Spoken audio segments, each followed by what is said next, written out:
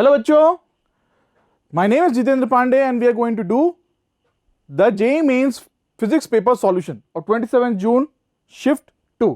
तो करें क्वेश्चन को सॉल्व, चलो करते हैं। तो बच्चों क्वेश्चन क्या दे रखा था, मैं क्वेश्चन क्या दे रखा, the SI unit of physical quantity. ठीक है ना, बहुत ही आसान question. Okay, the SI unit of physical quantity हमसे पूछा है। फिजिकल क्वांटिटी इज क्या है, पास्कल सेकंड। पास्कल सेकंड, ठीक है। पास्कल का सिंबल क्या होता है, PA, and this is second, pascal second. इसका हमसे क्या पूछा था, dimensional formula. Dimensional formula of this quantity will be, pascal second का डायमेंशनल फॉर्मूला क्या होगा। ठीक है, तो आपको पता है यूनिट्स एंड मेजरमेंट्स में से क्वेश्चन आ गया। ठीक है, और बहुत ही आसान क्वेश्चन। तो पहले ऑप्शन देख लेते हैं, फिर करते हैं इस क्वेश्चन को सॉल्व।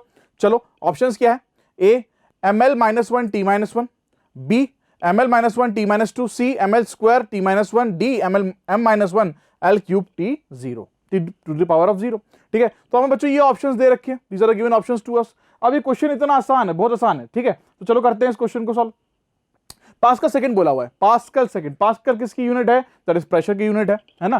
पास्कल किसकी यूनिट होती है, प्रेशर की यूनिट होती है बच्चों। ठीक है, ओके चलो, तो पास्कल जब प्रेशर की यूनिट है तो प्रेशर इज इक्वल टू क्या लिखते हैं हम, फोर्स अपॉन एरिया, है ना, फोर्स अपॉन एरिया। तो फोर्स की डायमेंशनल फॉर्मूला क्या होता है, mlt-2। ठीक है, और नीचे क्या होगा, एल स्क्वायर। तो ये तो किसका हो गया, प्रेशर का हो गया, है ना, प्रेशर का हो गया। प्रेशर इज इक्वल टू इसका डायमेंशनल फॉर्मूला कितना हो गया प्रेशर का, that will be equal to ml-1 t-2। ये किसका हो गया हमारे पास, दैट इज प्रेशर का।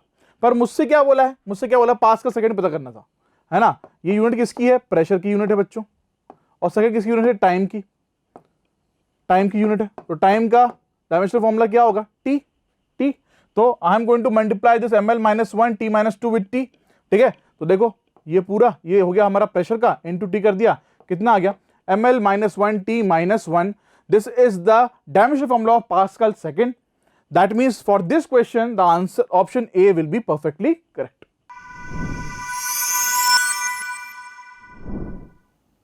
तो क्वेश्चन क्या दिया हुआ था बच्चों में, क्वेश्चन दिया था distance of the sun from earth is 1.5 into 10⁻11 metre.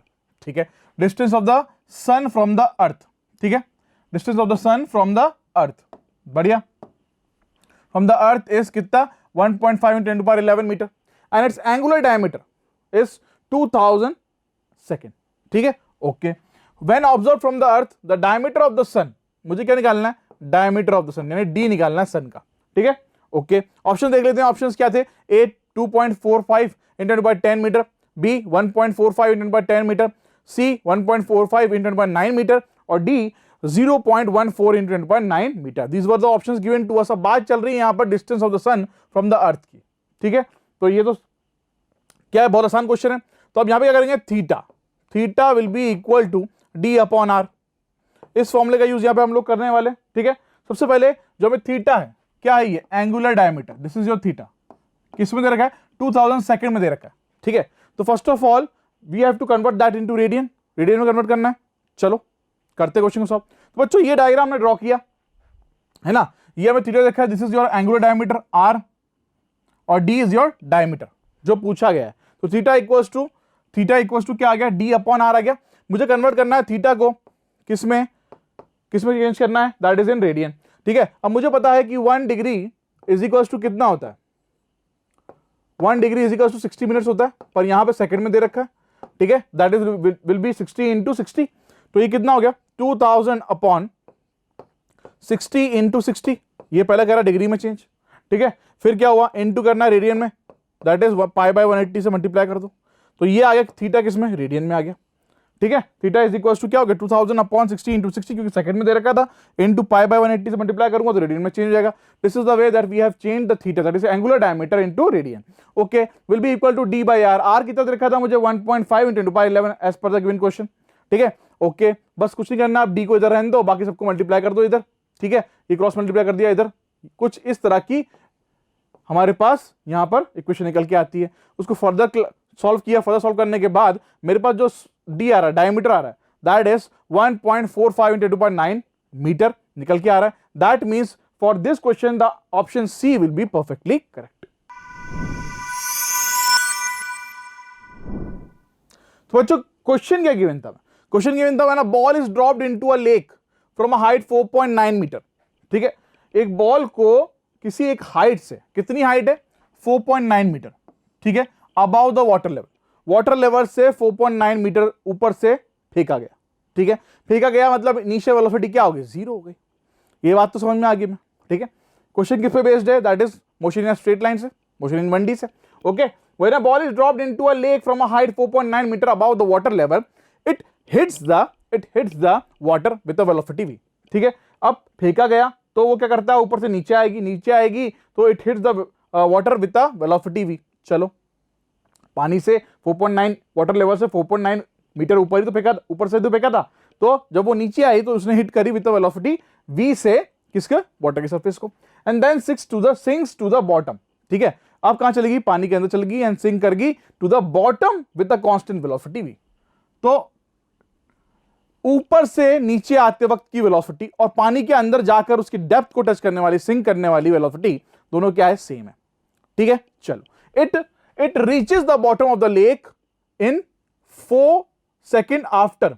ठीक है, बॉटम ऑफ द लेक पे रीच करी कितनी, 4 second after it is dropped. ठीक है, ड्रॉप होने के 4 सेकेंड बाद, ड्रॉप होने के 4 सेकेंड बाद। ठीक है, the approximate depth of the lake is, approximate depth निकालनी किसकी, लेक की। ठीक है, क्वेश्चन समझ में आ गया, इजी क्वेश्चन है। ओके, चलो एक काम करते हैं, इसका डायग्राम बनाते हैं।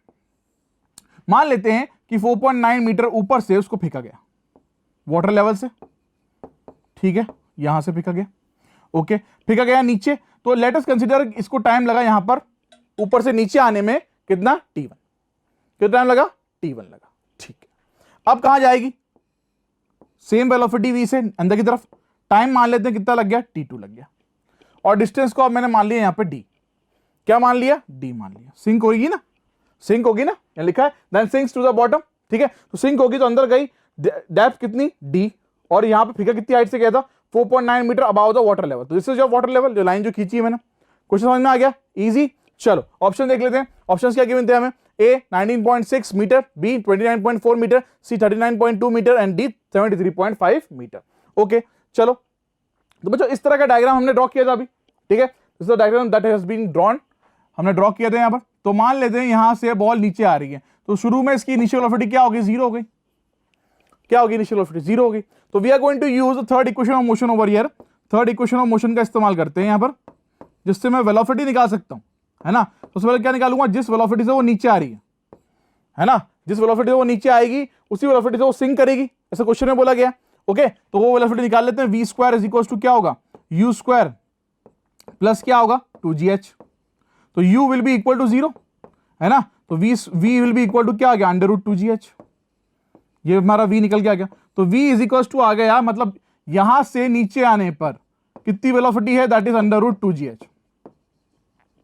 ठीक है, √2gh वेलोसिटी से वो नीचे आई, 2 इंटू टी, जी कितना दे रखा है, दैट इज 9.8 और h कितना है, 4.9 मीटर। ठीक है, तो हमारे पास ये v की वैल्यू निकल के आ गई, सॉल्व नहीं किया अभी मैंने फिलहाल के लिए। ठीक है, अब क्या बोला था उसके अंदर, ऊपर से 4 second after it is drop. ठीक है, तो सिंक कर रही है 4 second after it is drop. ठीक है, तो t1 तो प्लस हो गई, plus t2 will be equal to कितना हो गया, 4 सेकेंड, 4 सेकेंड। तो t1 plus t2 will be equal to 4 second total time by the ball to reach the bottom of the lake. नीचे जाने में कितना टाइम लग गया उसको, t1 plus t2 equal to 4 second.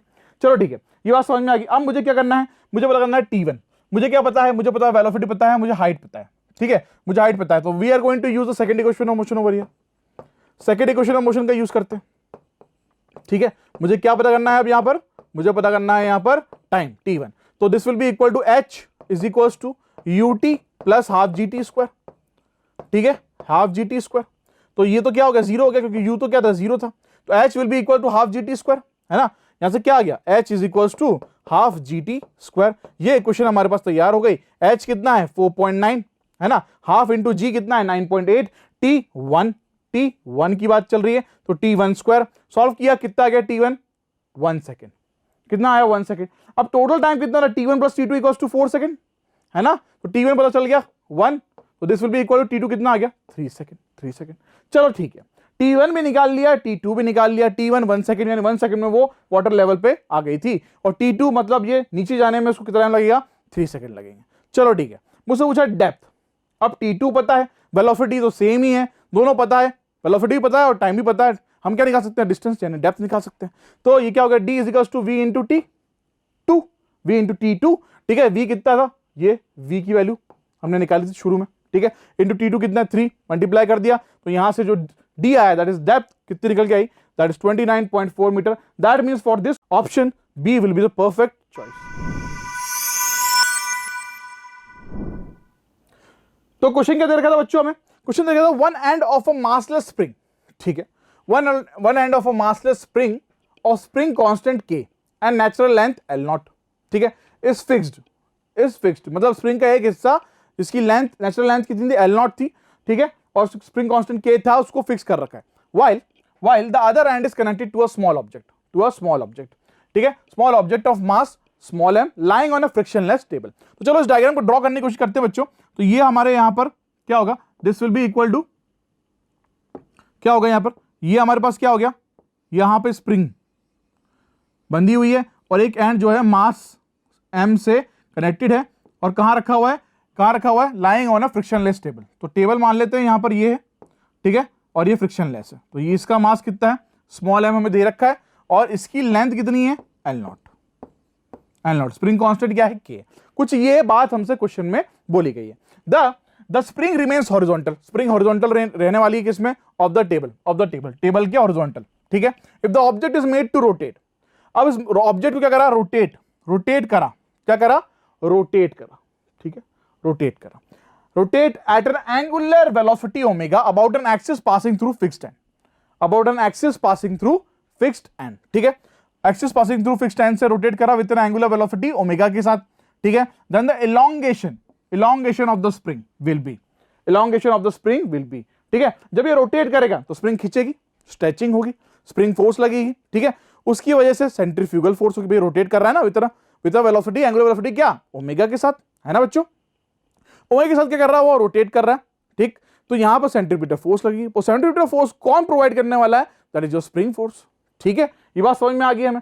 Elongation निकालना, that means we have to find the delta X over here, ठीक है। तो ऑप्शंस देख लेते हैं हम लोग, ऑप्शंस क्या थे, A K minus M omega square L0 upon M omega square, B M omega square L0 upon K plus M omega square, C M omega square L0 upon K minus M omega square, D K plus M omega square L0 upon M omega square. These were the options given to us. अब question को करते हैं पूरी तरह solve, ठीक है। तो देखो यहां पे डायग्राम बना हुआ है, लेंथ कितनी है, L0 है, L0 लेंथ दे रखी है किसकी, ये स्प्रिंग की, ठीक है।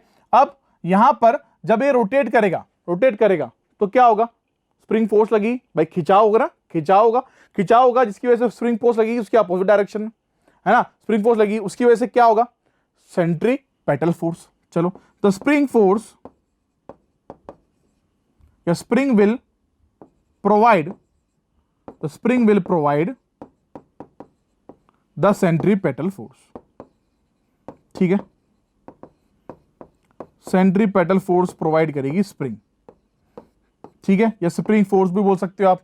तो ये अगर लॉजिक समझ में आ गया, क्वेश्चन आसानी से सॉल्व हो जाएगा। तो हमारे पास क्या आ गया, दिस इज योर क्या है, ये स्प्रिंग फोर्स है बच्चों, क्या होती है, K into X, F equals to क्या होती है, Fs is equals to K delta X, है ना, इलॉन्गेशन निकालना है हमें, okay, will be equal to centripetal force की बात चल रही है यहां पर, तो क्या होता है ML ओमेगा स्क्वायर, है ना, MR ओमेगा स्क्वायर लिखते हैं, यहाँ पे L की बात चल रही है तो L0 हो गया।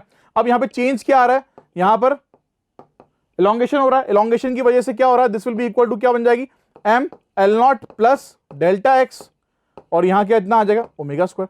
These were the normal formulas, ठीक है, ये नॉर्मल फॉर्मूलाज है, ये हमारा फॉर्मूला बनेगा किसकी वजह से, because of the angular velocity की वजह से जो रोटेशन हो रहा है, ठीक है, उसकी वजह से जो सेंट्रीपेटल फोर्स प्रोवाइड हो रही है, this will be the formula. तो ये दोनों फोर्स क्या सेम होगी, क्योंकि स्प्रिंग से ही हो रहा है ऐसा, ठीक है, तो स्प्रिंग फोर्स ही प्रोवाइड कर रही है सेंट्रीपेटल फोर्स, तो Fs will be equal to क्या हो जाएगा, Fc, है ना, Fs will be equal to Fc, and this is the formula that we are going to make it, ठीक है। तो K delta X will be equal to M L0 plus delta X omega square, further खोला इसको M L0 omega square plus M omega square delta X हो गया, इसको further solve किया, delta x जो कि इलॉन्गेशन मुझे यहां निकालना था, this is the equation that we have got of your delta x, that is your elongation that we were told to find out. Delta x equals to क्या हो गया, m l naught omega square upon k minus M omega square.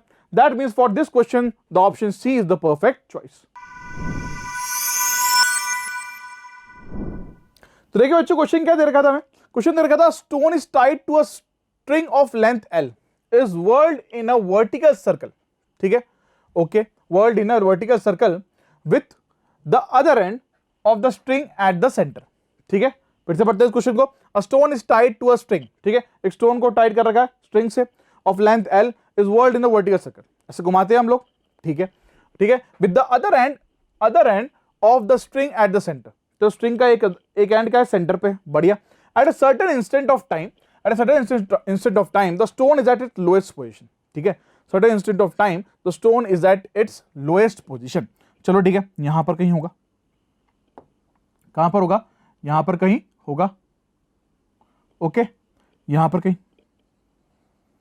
किसी instant of time पे, ठीक है, okay, and has a speed u, ठीक है, तो स्पीड कितनी है इसकी u, the magnitude of change in its velocity, the magnitude, देखो इस चीज का ध्यान देना था हमें, मैग्नीट्यूड पूछा है चेंज इन इट्स वेलोसिटी का, as it reaches a position where the string is horizontal, ठीक है, ऐसी पोजीशन में पहुंच जाए जहां पर स्ट्रिंग क्या है, हॉरिजॉन्टल है, हॉरिजॉन्टल है, तो एक ये हो गया और स्ट्रिंग हॉरिजॉन्टल यहां पे ही होगी, दिस इज द पोजीशन, यहां पर पहुंच जाए, ठीक है, यहां पर ये पहुंच जाए, मतलब कुछ यूं,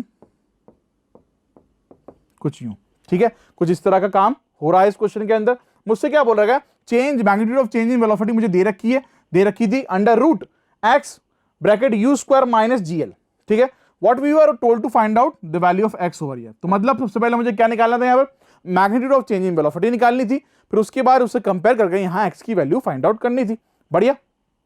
यहां पता है कि this is your you, vector लिख देता हूं, ठीक है, और ये हो जाएगी आपकी वी, क्योंकि वर्टिकल सर्कल कंप्लीट कर रहा है, तो ये हो गया वी वेक्टर।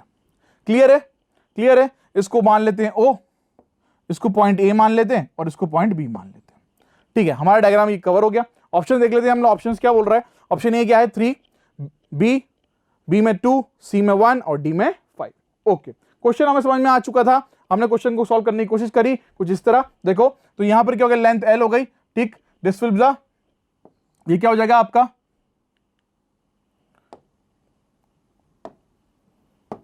ये क्या हो जाएगा, यहां पर ओ मान लिया, ठीक है, ये पॉइंट ए माना और ये पॉइंट मैंने बी मान लिया, ठीक है। अब देखो यहां पर इसको वेक्टर फॉर्म में अगर मैं लिखता हूं तो फर्स्ट ऑफ ऑल मुझे करना कैसे इसको, ठीक है, दिमाग में क्या आना चाहिए, अगर इसको हम कर सकते हैं law of conservation of energy से, ठीक है, तो law of conservation of energy अगर मैं यहां पे लगाता हूं, चलो ठीक है, law of conservation of energy,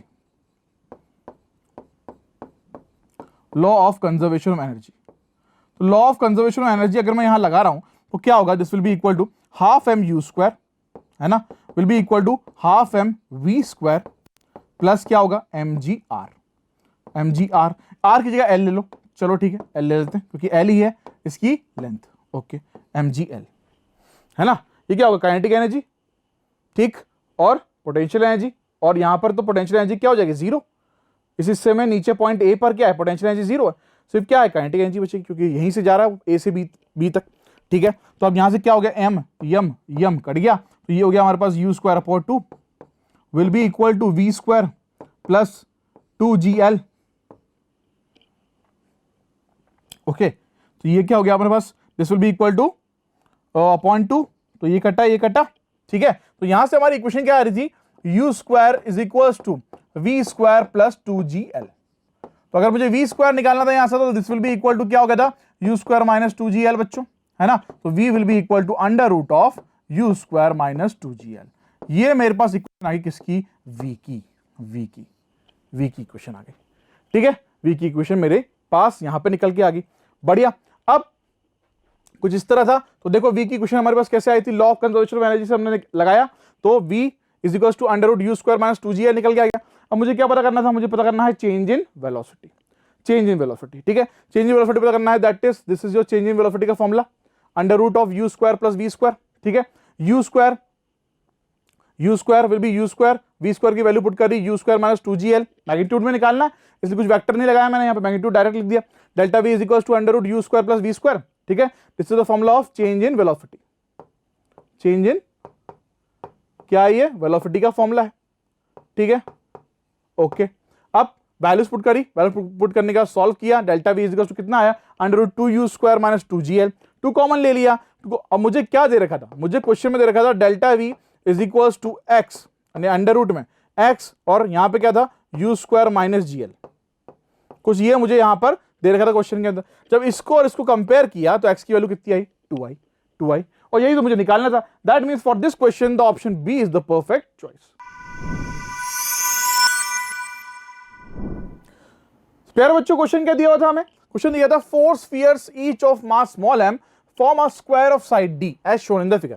देखो 4 मासेस रखे हैं ऑफ मास स्मॉल m, ठीक है, फॉर्म्स अ स्क्वायर फॉर्म कर रखा है of side d as shown in the figure. A fifth sphere of mass m is situated at the centre of the square, ठीक है, एक फिफ्थ बड़ा मास m कहां रखा हुआ है, सेंटर ऑफ द स्क्वायर पे रखा हुआ है, ठीक है। तो total gravitational potential energy of the system, मुझे क्या निकालना है इस क्वेश्चन में, total gravitational potential energy of the system. मतलब ये क्वेश्चन कौन चैप्टर बेस्ड है, ग्रेविटेशन चैप्टर पे बेस्ड है, ग्रेविटेशनल पोटेंशियल एनर्जी की बात यहां पे करनी है हमें, ठीक है। ग्रेविटेशनल पोटेंशियल एनर्जी का फॉर्मूला क्या होता है बच्चों, यहां पे हम लोगों ने पढ़ रखा है, that is will be equal to minus g m1 m2 upon d होता है ना, ये फॉर्मूला हम लोगों ने पढ़ रखा। This is the formula of gravitational potential energy, ठीक है। टोटल की बात करनी है। अब जो पोटेंशियल एनर्जी की बात करते हैं, हम बात करते हैं सिस्टम की, तो सिस्टम यहाँ पर m1 m2 है, मतलब दोनों पेयर्स लेने पड़ेंगे मुझे इसकी स्फीयर्स के, ठीक है। चलो क्वेश्चन को सॉल्व करेंगे। पहले ऑप्शन देख लेना, ऑप्शंस ये गिवन थे मुझे A, B, C and D, these were the 4 options that has been given to अस।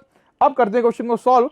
तो हमें क्या दे रखा था बच्चों, ठीक है, हमें ये डायग्राम दे रखा है, डायग्राम दे रखा है। तो मुझे क्या, मैंने अभी आपको बोला कि ग्रेविटेशनल पोटेंशियल एनर्जी की बात चल रही है, तो हमें पेयर्स लेने पड़ेंगे मासेस के, ठीक है। पेयर्स लिए मैंने, एक तो ये हो गया, एक ये हो गया, एक ये हो गया और एक ये हो गया, ठीक है। फॉर्मूला क्या था, that will be equal, that was equal to gm1 minus of gm1 m2 upon d, ठीक है। ये ग्रेविटेशनल पोटेंशियल एनर्जी यानी u भी बोलते हैं हम, इसका सिंबल u होता है, ठीक है, इसका फॉर्मूला है।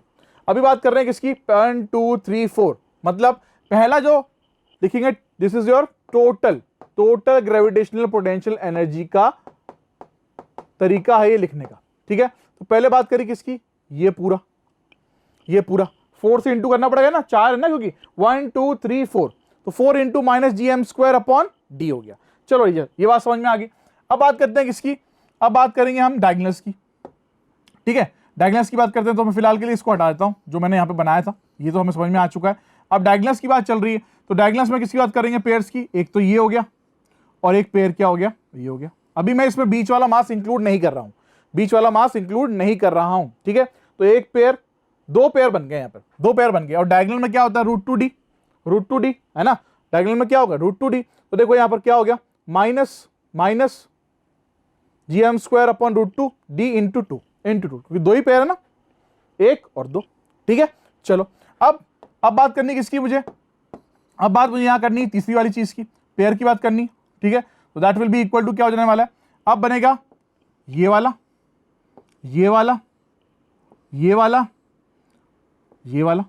फिर से कितने हो गए, 4 हो गए। अब मैंने इंक्लूड करा किसको, बीच वाले मास को इंक्लूड करा, क्योंकि जिसका मास क्या था, बड़ा m था, ठीक है। ये भी कितने हो गए, 4 हो गए। अब देखो यहां पर किस तरह का बना रहे हैं हम लोग, ठीक है। तो उसको लिखेंगे कैसे हम लोग, अगर मैं यहां पे इंक्लूड कर रहा हूं, this will be equal to 4 into क्या होगा, g छोटा m बड़ा m, माइनस में आएगा बच्चों आगे, अपॉन क्या होगा √2d/2, √2d का भी आधा बाई 2 है ना, ऐसे लिखेंगे। This is the way that we are going to write this. अब इसको फर्दर सॉल्व करेंगे तो हमारे पास क्या आ जाएगा, ये वाला फॉर्मेट आ जाएगा। This is the format that we got, है ना, √2d/2, तो √2 अपॉन 2 विल बी √2, तो d/√2 √2 पर चला गया। क्लियर है, ओके। तो हमारे पास ये इक्वेशन आती है टोटल ग्रेविटेशनल पोटेंशियल एनर्जी की, जब मैं सबको कंबाइन कर देता हूं, ठीक है। उसको फर्दर gm²/d को कॉमन ले लिया, बाकी जो बची चीजें हैं उनको अंदर लिख दिया। This is the equation that we have going to got of total gravitational potential energy for this question. For this question the option A will be perfectly correct.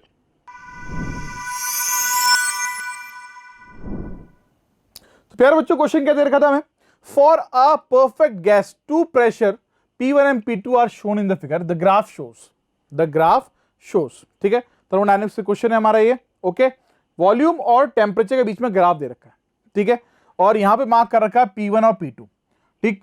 Perfect gas के लिए है, for a perfect gas two pressure P1 and P2 are shown in the figure, ठीक है। The the graph shows P1 P2। Okay, तो मुझे यहाँ P1 और P2 के बीच में रिलेशन निकालना है, ठीक है। ऑप्शन देख लेते हैं हम लोग। A P1 is greater than P2, B P1 is lesser than P2, C P1 is equals to P2, D insufficient data to draw any conclusion. चलो ठीक है, इसी डायग्राम को कुछ इस तरह ड्रॉ कर लेते हैं हम लोग, ठीक है। इसी डायग्राम को कुछ इस तरह ड्रॉ कर लेते हैं। देखो मैंने एक्सटेंड कर दिया और इसको कहाँ मीट करा दिया, ओरिजिन पे, और यहाँ पे मार्क कर लिया दिस इज P2 के लिए क्या हो गया, T2 यहाँ पर हो गया, और P1 के लिए T1 यहाँ पर हो गया, और this is the graph between V and T। बच्चों हम लोगों ने पढ़ रखा है यहाँ पर कि PV इज इक्वल टू क्या होता है, NRT। PV is equal to क्या होता है, NRT। वॉल्यूम कांस्टेंट है तो P is proportional to T आ जाएगा, यहाँ से P is proportional to T आ जाएगा। तो वी कैन राइट, दो कंडीशन है P1 P2 की, तो P1 अपॉन क्या लिख सकते हैं, P1 अपॉन, या इसको सिंपली लिख लेते हैं यहाँ पर, this will be equal to P1 upon P2 is equal to T1 upon T2, है ना। ये इक्वेशन बन सकती है, और इस इक्वेशन से मैं क्या बना सकता हूं, this will be equal to क्या हो जाएगा, P1 upon T1 is equal to P2 upon T2, ठीक है। ये इक्वेशन यहां पे बन जाएगी। Okay, this is the equation that we have got, P1 upon T1 is equal to P2 upon T2, P1 upon P2 is equal to T1 upon T2। चलो ठीक है, इक्वेशन निकाल ली। अब अगर मैं यहां पर इसको देखता हूं, ग्राफ को देखता हूं, तो देख के पता चल रहा है कि कौन सा टेम्परेचर बड़ा है, कौन सा बड़ा है, T1 बड़ा है, किससे, T2 से। T1 बड़ा है किससे, T2 से। चलो ठीक है, T1 बड़ा है T2 से, तो अगर मैं T1 अपॉन T2 कर दूं, this will be greater than 1, और T1 अपॉन T2 किसके बराबर है, P1 अपॉन P2 के, तो P1 upon P2 is greater then 1, और P2 को इधर ले जाता हूं, P1 is greater than P2 निकल के आता है। For this question the option A will be perfectly correct. बच्चों क्वेश्चन क्या दे रखा था हमें, according to kinetic theory of gases, मतलब ये क्वेश्चन किस पे बेस्ड है, काइनेटिक थ्योरी ऑफ गैसेस के चैप्टर बेस्ड है, ठीक है। ऑप्शन ए क्या बोल रखा है, द मोशन ऑप्शन नहीं है, these are the given situations to us, ठीक है, according to kinetic theory of gases, क्या of gases A B C D, ठीक है, हमें दे रखा है। The motion of the gas molecules freezes at 0 degree centigrade. B the mean free path of gas molecules decreases if the density of molecules is increased. C, the mean free path of the gas molecules increases if the temperature is increased, ठीक है, keeping pressure constant. Okay. D, average kinetic energy per molecule per degree of freedom is 3/2 kBT for monoatomic gases, ठीक है। तो ये हमें question दे रखा है। Now we have to choose the appropriate answer from the options given below, ठीक है। ऑप्शंस क्या थे हमारे, A, B, C, D, A and C only, B and C only, C, A and B only, D, C and D only. चलो ठीक है, बात करते हैं हम, this is according to kinetic theory of gases. तो बच्चों हम काइनेटिक थ्योरी ऑफ गैसेस पढ़ते हैं, तो बात करते हैं यहां पे पहली गिवन सिचुएशन पे, ठीक है। तो यहां पे motion of the gas molecules freezes at 0 kelvin, बिल्कुल नहीं, 0 केल्विन पे फ्रीज नहीं होते, it freezes at 0 degree centigrade, ठीक है। सॉरी, क्या बोला बच्चों मैंने, हमें क्या गिवन है, the motion of the gas molecule freezes at 0 degree centigrade, ये हमें गिवन है, ठीक है। पर हमें पता है कि किस पे फ्रीज होते हैं, इट फ्रीजेस एट 0 केल्विन, ठीक है, 0 केल्विन पे फ्रीज होते हैं। Motion of the gas molecules 0 degree centigrade पे नहीं होता, इसको प्लस करना पड़ेगा मुझे, ठीक है। चलो बी देखते हैं, the mean free path of the gas molecules, क्या बोला, mean free path of the gas molecules decreases, ठीक है, if the density of molecules is increased, हमसे ये बोला गया है, ठीक है। चलो तो फॉर्मूला क्या होता है बच्चों, मीन फ्री पाथ की बात कर रहे हैं, तो लैम्डा क्या हो गया, lambda is inversely proportional to 1/d², ठीक है। 1 क्या हो जाएगा, 1/d², ठीक है। तो अगर d बढ़ेगा तो लैम्डा घटेगा, तो ऑप्शन बी तो बिल्कुल सही है, ठीक है। मीन फ्री पाथ क्या हो रही है, डिक्रीज हो रही है by increasing your density of molecules. चलो ठीक है, ये बात समझ में आ गई। नाउ तीसरी बात क्या बोल रखी है, the mean free path of the gas molecules increased if the temperature is increased, ठीक है, टेम्परेचर बढ़ाने पे कीपिंग प्रेशर कांस्टेंट। तो बच्चों अगर मैं इस ऑप्शन की इसकी बात कर दूं, पीवी इक्वल्स टू एनआरटी हम सबने पढ़ रखा है, पीवी इक्वल्स टू एनआरटी सबने पढ़ रखा है, और हमें बोल रखा है प्रेशर क्या करना है, कांस्टेंट रखना है, प्रेशर क्या करना है, कांस्टेंट रखना है ना, कांस्टेंट रखना है। तो अगर यहां बोल रखा है इफ टेम्परेचर इज इंक्रीज्ड, ठीक है, अगर टेम्परेचर बढ़ाते हैं, अब यहां से साफ पता चल रहा है V प्रोपोर्शनल टू T हो जाएगा, तो अगर मैं टेम्परेचर बढ़ाता हूं तो वॉल्यूम भी क्या हो रही है, बढ़ रही है ना। टेम्परेचर बढ़ाता हूं तो वॉल्यूम भी क्या हो रही है, बढ़ रही है। और अगर वॉल्यूम बढ़ेगी तो मॉलिक्यूल्स दूर दूर जाएंगे और उनके पास मीन फ्री पाथ ज्यादा होगी। दैट मीन्स क्या हो जाएगा, the mean free path of the gas molecules increases. That means ये ऑप्शन, ये भी पाथ सही है, बी भी सही है और सी भी सही है। डी की बात करते हैं, average kinetic energy. Average kinetic energy पर मॉलिक्यूल पर degree of freedom is 3/2 kBT। ठीक है, ये बिल्कुल नहीं होता। एवरेज काइनेटिक एनर्जी ऑफ पर मॉलिक्यूल पर डिग्री ऑफ फ्रीडम कितना होता है, दैट इज हाफ kBT। ये तो हम पढ़ते हैं, ठीक है, ये होता है। तो ये वाला ऑप्शन भी क्या हो गया, गलत हो गया। That means for this question the answer will be option B will be perfectly correct. क्या सही है हमारा, B and C, B and C सही है अकॉर्डिंग टू गिवन क्वेश्चन। तो प्यारे बच्चों, क्वेश्चन क्या गिवन था हमें, क्वेश्चन गिवन था लेड बुलेट, ठीक है, penetrates into a solid object. ठीक है, एक लेड से बनी हुई बुलेट पेनिट्रेट करके किसके अंदर, सॉलिड ऑब्जेक्ट के अंदर, और मेल्ट होगी एंड मेल्ट्स। ठीक है, assuming that 40% of its kinetic energy, कितनी, 40% of its kinetic energy is used to heat it. ठीक है, उसकी 40% काइनेटिक एनर्जी इस्तेमाल होगी उसको गर्म करने में। The initial speed of the bullet, मुझे क्या निकालना है, इनिशियल स्पीड निकालना है किसका, बुलेट का। बहुत बढ़िया। Given initial temperature of the bullet is 127 degree centigrade. Initial temperature कितना दे रखा है, दैट इज 127 डिग्री सेंटीग्रेड। इसको केल्विन में कन्वर्ट करना पड़ेगा हमें, ठीक है, तो प्लस करना पड़ेगा 127 को किससे, 273 से, कितना आ जाएगा, this will be equal to 400 kelvin. ठीक है, चलो। Melting point of the bullet कितना दे रखा है, 327 डिग्री सेंटीग्रेड दे रखा था हमें, इसको भी चेंज करना पड़ेगा किसमें, केल्विन में। तो 327 प्लस क्या हो जाएगा, 273, this will be equal to कितना आ जाएगा, 600 केल्विन। ठीक है, latent heat of fusion of lead दे रखी है 2.5 × 10⁴ joule per kg. Specific heat of capacity S that is of lead दे रखी है 125 जूल पर केजी केल्विन। तो ये सब चीजें हमें गिवन थी। ठीक है, सिंपल क्वेश्चन है, हमें क्या बोल रखा है, लेड बुलेट पेनिट्रेट कर रही है सॉलिड ऑब्जेक्ट को और हीट हो रही है जिससे मेल्ट हो जा रही है। ठीक है, 40% काइनेटिक एनर्जी इस्तेमाल हो रही है उसको गर्म करने में।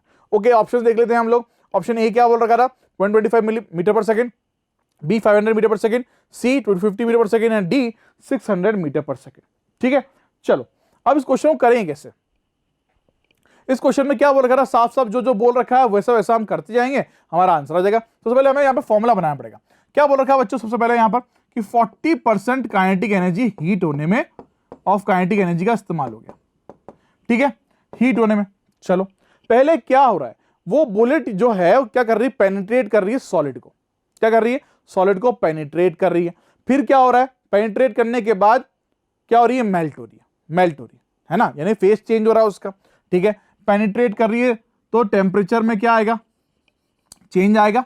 ओके, टेम्परेचर में चेंज आएगा तो this will be equal to क्या हो गया, लॉजिक क्या है, 40% ऑफ काइनेटिक एनर्जी इस्तेमाल होगी, विल बी इक्वल टू क्या होगा, ms डेल्टा टी। टेम्परेचर में चेंज आया, फिर क्या हुआ, फेस चेंज हुआ, मेल्ट हो गई, मेल्ट हो गई। बात समझ में आई, इजी। अगर आपको ये चीज ये बनाना आ गया तो आपका क्वेश्चन सॉल्व हो गया। ठीक है, 40% of kinetic energy will be equal to ms delta T. ठीक है, टेम्परेचर चेंज हो रहा है, हीट हो रही है ना वो, है ना, प्लस फिर क्या हो रहा है, फेस चेंज हो रहा है, ml। ओके, अब आसानी से मैं यहां पर सारी वैल्यूज को पुट कर दूंगा। देखो यहां पर क्या हो रहा है, काइनेटिक एनर्जी क्या होती है, हाफ mv², 40% थी, 40/100 हो गया। ये क्या हो गया, ms delta T. Delta T that means delta T है ये, डेल्टा टी क्या, दैट इज 600 माइनस क्या हो गया, 400, तो कितना आ गया, 200 केल्विन। ठीक है, प्लस ml दे रखा था लेटेंट हीट ऑफ, ठीक है, m इंटू 2.5 × 10⁴। तो मेरे पास ये पूरी की पूरी इक्वेशन तैयार हो गई। इसको सॉल्व करा, यहां से मुझे क्या निकालना है, v निकालना है। ठीक है, m दोनों तरफ कट गए और सिंपल मैथमेटिक्स का यूज करके मैंने v निकाल लिया। v कितना आया, that is 500 metre per second. That means for this question the option B is perfectly correct. बच्चों क्वेश्चन क्या दे रखा था हमें, क्वेश्चन दे रखा था equation of a particle executing SHM. ठीक है, मतलब ये क्वेश्चन किस पे बेस्ड है, एसएचएम पे बेस्ड है। ठीक है, is given by x equal to sin pi bracket t plus 1/3 metre at t is equals to 1 second. t is equals to क्या, 1 second. The speed of the particle will be, t is equals to 1 second में speed निकालनी है, यानी v निकालना, v निकालना था हमें। ठीक है, given pi is equals to 3.14। तो मुझे x दे रखा है, मुझे v निकालना है, मुझे पता है क्या करना है, डिफरेंशिएट करना था। v इज इक्वल्स टू क्या करना पड़ेगा यहाँ पर, dx/dt, है ना। और फिर t इज टू 1 सेकेंड रख के आंसर आ जाता। चलो ऑप्शन देख लेते हैं। ऑप्शंस क्या बोल रहे थे? A 0 centimetre per second, B 157 centimetre per second, C 272 centimetre per second, D 314 centimetre per second. Answer किसमें लाना है? सेंटीमीटर पर सेकेंड में। इसका ध्यान हमें यहां पर रखना है। चलो ओके, तो हमें क्या रखा था? ये हमें गिवन था। This is the equation that has been given to us, है ना। और अब ये किस फॉर्मेट में जाएगी? x equal to sine pi बाहर था तो ये हो गया पाई टी प्लस क्या हो जाएगा? पाई बाई 3, 1/3 से इंटू हो गया। ठीक है, और हमने पढ़ रखी है की जनरलाइज्ड इक्वेशन क्या होती है? a sine omega T plus 5, omega T plus 5, है ना। तो यहां से अगर कंपेयर करूं, दोनों को कंपेयर करूं तो ओमेगा कितना आ गया? ओमेगा इक्वल टू पाई आ गया, और 5 इज इक्वल टू कितना आ गया बच्चों? Pi by 3। चलो ठीक है, ओके। मुझे क्या निकालना था? मुझे निकालना है स्पीड निकालनी है। ठीक है, स्पीड निकालनी है पार्टिकल की। तो v इज इक्वल टू क्या करूंगा यहां पर? dx बाई dt, है ना, dx by dt। Okay, dx by dt करते हैं। dx बाई dt करेंगे तो ये क्या हो जाएगा? कॉस हो जाएगा। कॉस क्या आ जाएगा? पाई बाहर आएगा। ठीक है, पाई बाहर आ जाएगा, अंदर क्या आ जाएगा? t। चलो पूरे का पूरा ऐसे ही लिख देता हूं। This will be equal to क्या हो जाएगा? कॉस क्या आ जाएगा? पाई बाहर आ गया, ये हो गया cos pi T plus pi by 3। ठीक है, सिंपल डिफरेंशिएशन है, हमें पता है कैसे करते हैं। v is equal to dx by dt। ठीक है, पहले t वाले का डिफरेंशिएटिंग करा तो पाई बाहर आ गया, और फिर साइन करा, साइन के पूरे पार्ट का करा तो कॉस आ गया। तो pi cos bracket pi T plus pi by 3 निकल के आ गया यहां से। ठीक है, अब मुझसे बोला at t is equal to 1 second पे निकालना है। At t is equal to 1 second में निकालना है, तो at t is equal to 1 second यहां पर रख दिया। ठीक है, रख दिया तो ये कितना हो गया? कॉस कितना हो गया?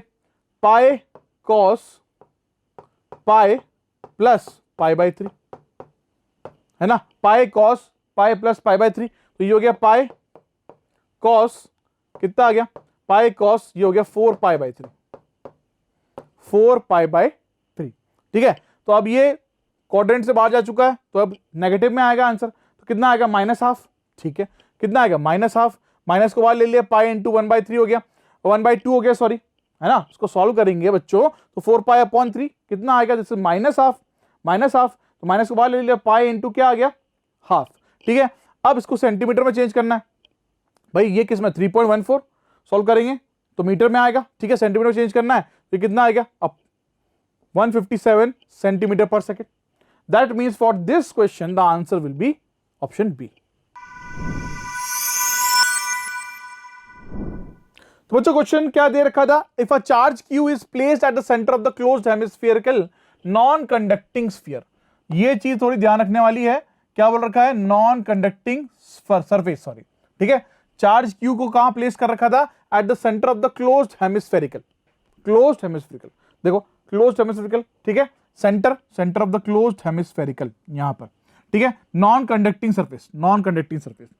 Total flux passing through the flat surface, क्या निकालना था हमें? Total flux passing through the flat surface would be.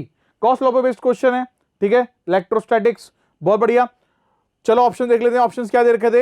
A q by epsilon naught, B q by 2 epsilon naught, C q by 4 epsilon naught, D q by 2 pi epsilon naught. ठीक है, तो बच्चों मैं diagram दे रखा था। ठीक है, diagram में अब मुझे पता है कि टोटल सरफेस का अगर मैं बात करूं तो उसका फ्लक्स क्या होगा? टोटल इलेक्ट्रिक फ्लक्स क्या होगा सरफेस का? Is q by epsilon naught, total flux to the complete spherical surface, है ना, क्योंकि चार्ज कहां रखा हुआ? यहां पे रखा हुआ है। कितना होता है? That is 5 equals to q by epsilon naught. ठीक है, अगर मैं बात करता हूं कर्व सरफेस की, कर्व सरफेस की बात करूं तो क्या हो जाएगा? आधा हो जाएगा। This is equals to q by 2 epsilon naught, है ना, q बाय 2 एप्सिलॉन नॉट। तो फ्लक्स थ्रू फ्लैट सरफेस पूछा है, दैट विल बी 0। पर अकॉर्डिंग टू गिवन ऑप्शन हमारा फ्लैट सरफेस का जो फ्लक्स निकल के आएगा that will be equal to q by 2 epsilon naught. That means for this question the option B will be perfectly correct. Question क्या दे रखा है बच्चों में? 3 identical charged balls each of charge 2q 2c यानी 2 कूलम। ठीक है, 3 identical charge ball दे रखी, 3 आइडेंटिकल चार्ज्ड बॉल्स दे रखी। ठीक है, हर एक का चार्ज क्या है? 2 coulomb are suspended from a common point p। ठीक है, यहां से सस्पेंड कर रखा उसको कॉमन पॉइंट p से। ठीक है, ओके, 3 चार्ज बॉल्स। ठीक है, point p by silk thread of 2 metre each, ठीक है, ये देखो सिल्क थ्रेड है, ठीक है, 2 मीटर ईच दे रखा है, 2 metre each, okay, 2 metre each as shown in the figure. They form an equilateral triangle, क्या बनाया, ऑफ साइड 1 मीटर। तो इनने क्या बना दिया, इक्विलेटरल ट्रायंगल बना दिया एक, ठीक है, इक्विलेटरल ट्रायंगल बना लिया। इक्विलेटरल ट्रायंगल की जो एंगल होता है वो कितना होता है, 60 डिग्री होता है, हमें ये पता है, ठीक है। Triangle of side 1 metre, the ratio of the net force, net force का ratio on a charged ball, ठीक है, on a charge ball to the force between any two charge ball, कोई भी दो चार्ज बॉल्स, ठीक है, कोई भी दो चार्ज बॉल्स के बीच का, एफ मान लेता हूं, ठीक है, एफ। तो मुझे निकालना क्या है, मुझे निकालना है F N upon F, ratio निकालना, कोई भी दो चार्ज बॉल्स के बीच का, ठीक है, फोर्स और नेट फोर्स के बीच का रेशियो निकालना, ठीक है, विल बी, ये हमें डायग्राम दे रखा है। ऑप्शन देख लेते हैं हम, ए क्या है 1:1, बी 1:4, सी क्या है √3:2, डी क्या है √3:1, ओके। चलो अब बच्चों हमें पता है कि हमें यहां पर क्या लगाना पड़ेगा, हमें कूलम्स लॉ लगाना पड़ेगा, ठीक है। कूलम्स लॉ क्यों लगाना पड़ेगा, क्योंकि एनी टू चार्ज बॉल्स, ठीक है, और उनका हर एक का चार्ज क्या है, 2 कूलम, 2 कूलम है।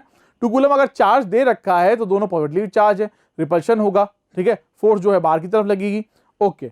अब बात करते हैं 1 बाय 1। तो हमें बोला 2 कूलम, ठीक है, हमने क्या करा, नीचे वाली दो बॉल्स ले ली, तो उनके बीच में अगर मैं क्या लगा रहा हूं, कूलम्स लॉ, तो F इक्वल्स टू क्या आएगा, KQ1 Q2 upon R square. तो R क्या था, 1 था, ठीक है। तो this is the force between नीचे की दो बॉल्स, ठीक है, नीचे की दो balls. F equals to K Q1 Q2 यानी 2 × 2 अपॉन 1 स्क्वायर, ठीक है। तो यहां से कितना आ गया, this is equal to F equals to 4, F equals to 4K आ गया, बिटवीन टू चार्जेस, मैं बताता हूं कैसे। देखो यहां पर ये डायग्राम हमारे पास था, ठीक है, ये वाली बॉल और ये वाली बॉल ले ली, क्योंकि ये डिस्टेंस कितना था, 1 मीटर। तो यहां से फोर्स कहां लगेगी, बाहर की तरफ, कुछ यूं, ठीक है, और यहां से ये ऐसे था, ये डायग्राम हमें दे रखा था P से, तो इसको मैंने B मान लिया, इसको C मान लिया, इसको A मान लिया, इक्विलेटरल ट्रायंगल है 60 डिग्री। चलो ठीक है, अब एक और तरीका बताऊंगा आपको, फिलहाल के लिए ये तरीका अपनाते हैं हम लोग। तो दोनों, कोई भी दो चार्ज बॉल्स ले ली, इसकी फोर्स यहां इस तरफ है, ठीक है, कितनी निकल के आई, दैट इज 4K, ठीक है। F नेट निकालना है, F नेट निकालना है। F net will be equal to twice of F cos theta. F net will be equal to twice of F cos theta, ठीक है। twice of F क्या हो जाएगा, ये cos theta हो जाएगा, cos theta, और theta क्या हो जाएगा, that will be equal to 30 degree. अभी 60 डिग्री, ठीक है, मुझे F net निकालना है, F net will be इस डायरेक्शन में होगा, है ना, इस डायरेक्शन में F net होगा। तो ये 60 डिग्री है, ये 60 डिग्री है, तो ये एंगल कितना हो गया, this will be equal to 30 degree, 30 degree, है ना, कितना हो गया, 30 degree, okay. And F net will be equal to twice of F cos theta, twice of F cos theta, clear है, twice of F cos theta, theta कितना, 30 degree. तो 2 × F × √3/2 cos 30, √3/2 होता है, ये कितना आ गया, F net F/√3, कितना आ गया, F/√3। तो दोनों का रेशियो चाहिए था √3F अपॉन F, कितना हो गया, this will be equal to √3, ठीक है, √3 निकल के आया, ओके। ये तो एक तरीका हो गया F net अपॉन F का रेशियो निकालने का, √3:1 बोल लो, ठीक है। अगर यहां पे कुछ और लॉजिक का इस्तेमाल करता, ठीक है, जो कि बहुत आसान है, मिनटों में आंसर आ जाएगा। कैसा लॉजिक, देखो ये कितना है बच्चों, देखो यहां पर इसको मिटा रहा हूं मैं, ठीक है, ये आप समझ गए ये कैसे आया। तो ये क्या हुआ, अब अगर यहां पर भी रखा हुआ है, ठीक है, दिस इज योर A, तो इसकी फोर्स कहां लगेगी, ऐसे। मुझे क्या चाहिए, रिजल्टेंट चाहिए, नेट चाहिए, कुछ इस तरफ आएगा, ठीक है, नेट चाहिए, बात समझ रहे हो। एक काम करता हूं, प्रॉपर डायग्राम बनाता हूं, चलो देखो इधर, दो चार्ज बॉल्स ले ली, ठीक है, दो चार्ज बॉल्स ले ली, तो एक का फोर्स इस तरफ आया, F मान ली, ठीक है, इसका फोर्स का आएगा इस तरफ आएगा, इसका फोर्स भी F मान लिया। अब मुझे चाहिए नेट, ठीक है, ये नेट ले लेते हैं, F नेट, ठीक है, क्या ले लिया, F नेट, क्लियर है, ओके।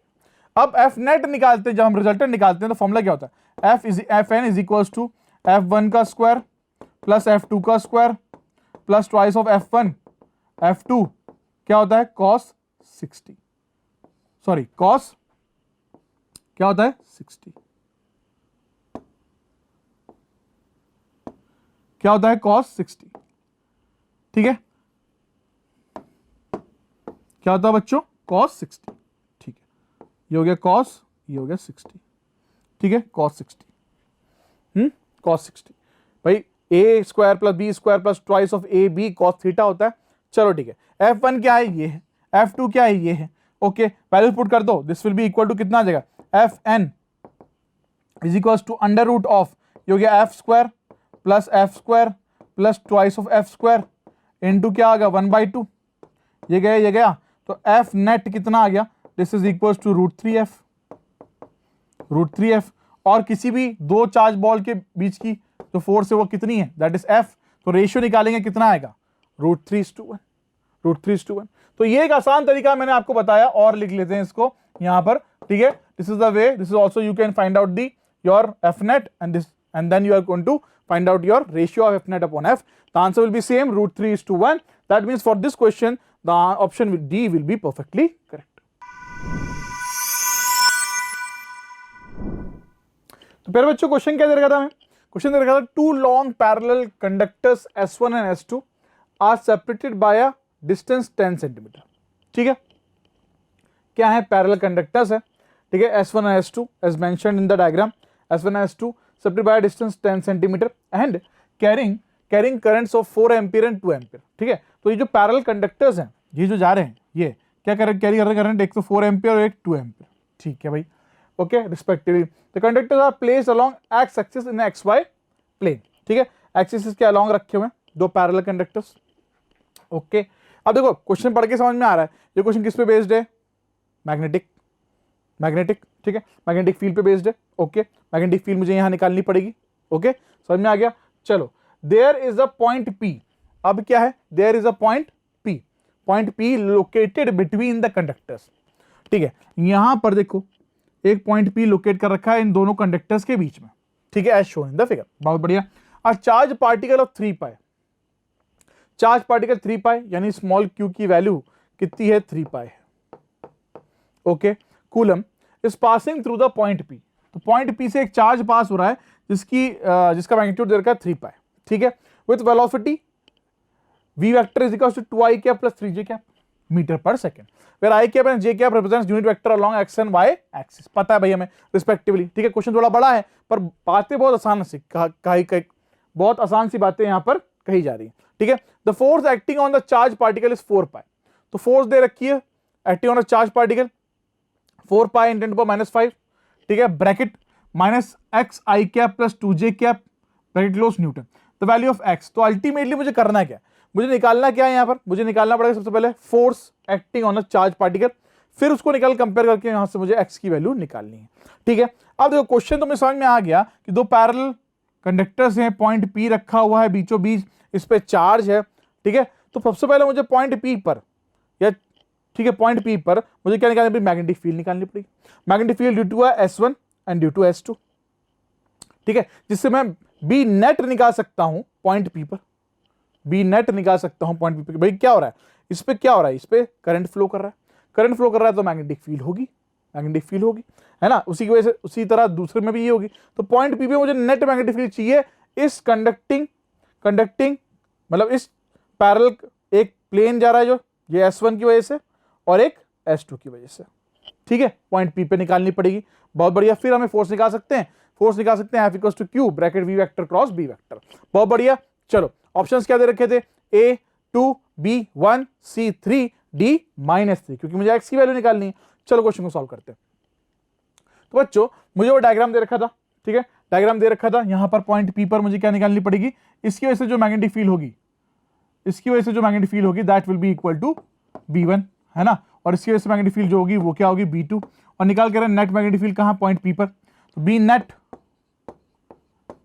इज इक्वल टू निकालना है मुझे सबसे पहले B मैग्नेटिक फील्ड निकालने का फॉर्मूला क्या है, due to a straight conductor carrying a current, magnetic field due to a straight conductor carrying current, this will be equal to mu naught upon 2 pi, mu naught I upon 2 pi d, ये फॉर्मूले का use हम लोग करेंगे, ठीक है। तो B1 के लिए हो जाएगा mu naught I1, ठीक है, B1 के लिए हो जाएगा mu naught I1 upon 2 pi d1, और B2 के लिए हो जाएगा this will be equal to mu naught I2 upon 2 pi d2। ठीक है, ये फॉर्मूला हो जाएगा इसके लिए b1 b2 के लिए। अब देखो करंट दोनों का इस तरफ जा रहा है, ठीक है, दोनों करंट इस तरफ जा रहा है, तो अब यहां पर जब b नेट निकालेंगे this will be equal to क्या करना पड़ेगा, b1 माइनस b2, है ना। b1 माइनस b2 क्यों करना पड़ेगा, क्योंकि एक का प्लस में होगा, ठीक है, डायरेक्शन, और एक का नेगेटिव डायरेक्शन होगा, ओके, अपोजिट होगा उसके, ओके। चलो ठीक है, b1 माइनस b2 कर दिया। अब वैल्यूज पुट कर रहे हैं, i1 इसमें कितना है 4, इसमें कितना है 2, ठीक है, रख दिया। 2 पाई d यानी कितना दूरी पे है, p से 4 सेंटीमीटर की दूरी पे, ठीक है, और ये वाला कितना हो जाएगा 10, पूरा टोटल 10 था, this will be equal to कितना हो गया 6 सेंटीमीटर, 6 सेंटीमीटर, ठीक है। तो ये सेंटीमीटर में इसको मीटर में चेंज कर दिया मैंने, तो ये हो गया mu naught into i1 upon 2 pi d1 minus mu naught i2 upon 2 pi d2। Clear है भाई, d1 कितना है, d1 will be equal to 4 centimetre and d2 will be equal to 10 minus 4, this will be equal to कितना हो गया 6 centimetre, ठीक है, okay. B net निकाल दिया, B net will be equal to minus k cap, यानी negative i direction में इसका डायरेक्शन आएगा। You can find out the direction by using the right hand thumb rule, ठीक है, राइट हैंड थंब रूल का use करके हम लोग इसका डायरेक्शन निकाल सकते हैं। पहले इन दोनों का निकाल लो, फिर यहाँ पे माइनस के कैप आ जाएगा, ठीक है। फोर्स निकालना है, force acting on the charge particle, force acting on the charge particle, ठीक है, चार्ज पार्टिकल का चार्ज कितना दे रखा था 3 पाई कूलम, है ना, और इसका फॉर्मूला क्या होता है, यही फॉर्मूला होता है F vector is equal to Q bracket V vector cross B vector, है ना, V vector cross B vector. V vector मुझे दे रखा था 2i cap plus 3j cap, question में गिवन है, क्रॉस प्रोडक्ट करना है, ये B नेट है, this is your B net, है ना, रख दिया मैंने यहाँ पर, ओके, माइनस के कैप। अब क्या किया, इसको पूरे को बाहर निकाल दिया, b not upon 2 pi bracket 200 upon 3 को बाहर ले लिया, और 2i cap plus 3j cap को क्या करा, क्रॉस प्रोडक्ट किया किसके साथ, माइनस के कैप के साथ, माइनस के कैप के साथ क्रॉस प्रोडक्ट किया, तो ये आ गया 2j cap minus 3i cap, ठीक है। फर्दर सॉल्व किया, म्यू नॉट की वैल्यू रख दी, म्यू नॉट क्या होता है 4.10 माइनस 7, ठीक है। फर्दर सॉल्व करने के बाद मेरा जो यहां पर f आ रहा है, f वेक्टर बोलो, ठीक है, f वेक्टर, ठीक है, कितना आ रहा है, that is 4.10 minus 5 into bracket minus 3i cap plus 2j cap, और मुझे दे क्या रखा था, मुझे दे रखा था f vector is equals to 4 pi into 10 to the power minus 5, ठीक है, bracket minus x i cap plus 2j cap. तो मुझे क्या निकालना है, यहाँ कंपेयर करते दोनों इक्वेशन को, तो x की वैल्यू कितनी आ गई 3, कितनी आ गई x की वैल्यू 3, ये निकालनी थी x की वैल्यू कितनी आ गई 3। That means for this question the answer will be option C will be correct. तो प्यारे बच्चों, क्वेश्चन क्या कह रहा था हमसे, क्वेश्चन ये बोल रहा था, if L, C and R are self inductance, capacitance and resistance respectively, which of the following does not have the dimension of time, ठीक है, इनमें से जो ऑप्शंस में दिखाएंगे हमें, इनमें से कौन सा विच of the following does not have the dimension of time, does not have, इस चीज का थोड़ा ध्यान रखना है, ठीक है, डायमेंशन ऑफ टाइम जिसका नहीं है, ओके। ऑप्शंस क्या है, A RC, B L by R, C under root LC और D L by C, ठीक है, ऑप्शन दिख गया हमें। अब बच्चों हमने टाइम कॉन्स्टेंट्स पढ़े हैं डिफरेंट कॉम्बिनेशंस के, ठीक है, डिफरेंट कॉम्बिनेशंस की टाइम कॉन्स्टेंट जब हम बात करते हैं तो हमने बोला है कि RC टाइम कॉन्स्टेंट है, टाउ इज इक्वल्स टू क्या होता है RC, ये है, ठीक है, तो यानी इसका डायमेंशन टाइम का हो सकता है, ओके। अगर मैं बात करूं L by R, तो ये भी टाइम कॉन्स्टेंट है, ठीक है, इसका भी डायमेंशन ऑफ टाइम हो सकता है, ओके। अंडर रूट हमने पढ़ रहा है ओमेगा क्या होता है 1 बाय अंडर रूट LC, है ना, 1 बाय अंडर रूट LC, मतलब मैं बोल सकता हूं अंडर रूट LC जो है it is the reciprocal of angular frequency, तो ये भी पॉसिबल है, ठीक है, ये भी पॉसिबल, इसका डायमेंशन ऑफ टाइम हो सकता है। पर अगर मैं बात करूं लास्ट वाले ऑप्शन की L by C, तो ये बिल्कुल सही है, इसका डायमेंशन टाइम कांस्टेंट नहीं हो सकता, नो डायमेंशन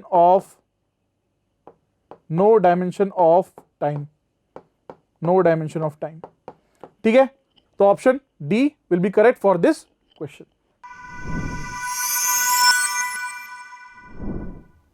अब बच्चों इस क्वेश्चन में हमें क्या दे रखे हैं, स्टेटमेंट्स दे रखे हैं, ठीक है, EM वेव्स पे बेस्ड क्वेश्चन है ये, ठीक है। Given below are 2 statements, statement 1 क्या बोल रहा है, a time varying electric field, क्या, time varying electric field is a source of changing magnetic field. कुछ क्लिक करा पढ़ते वक्त, बिल्कुल सर, करा, ठीक है।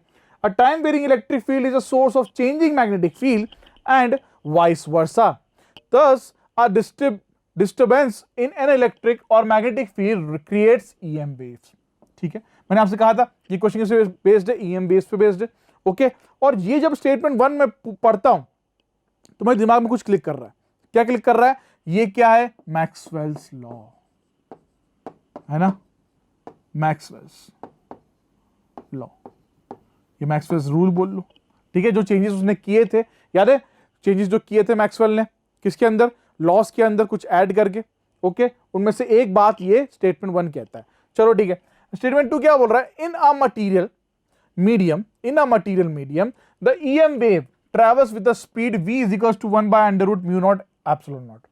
In the light of the above statements, ये जो स्टेटमेंट्स दे रखे हैं, choose the correct answer from the options given below, ठीक है। तो ऑप्शन देख लेते हैं। Option A, both statement 1 and statement 2 are true. B, both statement 1 and statement 2 are false. C, statement 1 is incorrect but statement 2 is false. Option D, statement 1 is incorrect but statement 2 is true, okay. तो बच्चों हमने अभी देखा कि statement 1 तो पूरी तरह सही है, क्योंकि इट रिजेंबल्स, वो बता रहा हमें क्या, मैक्सवेल्स के लॉ, ठीक है। मैक्सवेल का लॉ बता रहा है, उनमें से एक बात मैक्सवेल की वो स्टेटमेंट 1 बोलता है। स्टेटमेंट 2 की अगर मैं बात करूं तो हमें बोला गया है वेलोसिटी, तो वेलोसिटी की बात हम यहां करते हैं। तो वेलोसिटी क्या होता है, velocity of EM waves that is equal to 1 by under root mu E होता है, म्यू ई नहीं, mu epsilon naught, mu epsilon, ठीक है। तो इसको खोलते हैं तो this will be equal to क्या होता है, mu naught epsilon naught mu r epsilon naught epsilon r, ठीक है। ये फॉर्मूला होता है किसका, वेलोसिटी ऑफ EM वेव्स का। तो हमें वहां पर स्टेटमेंट 2 में क्या बोल रखा है, v is equal to 1 by under root mu naught epsilon naught होता है, दैट इज एब्सोल्युटली रॉन्ग। तो that means for this question statement 1 is true but statement 2 is wrong, that means for this question the option C will be perfectly correct. तो प्यारे बच्चों question क्या बोल रहा है हमसे, अ कॉन्वेक्स लेंस, बहुत बढ़िया, पढ़ते ही समझ में आ गया क्वेश्चन किसका है, रे ऑप्टिक्स का, okay. A convex lens has power p, ठीक है। कॉन्वेक्स लेंस की पावर क्या है, p है। It is cut into 2 halves, ठीक है।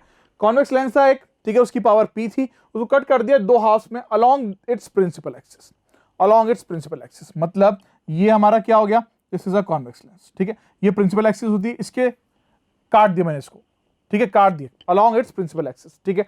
Further one piece out of the 2 halves, ठीक है।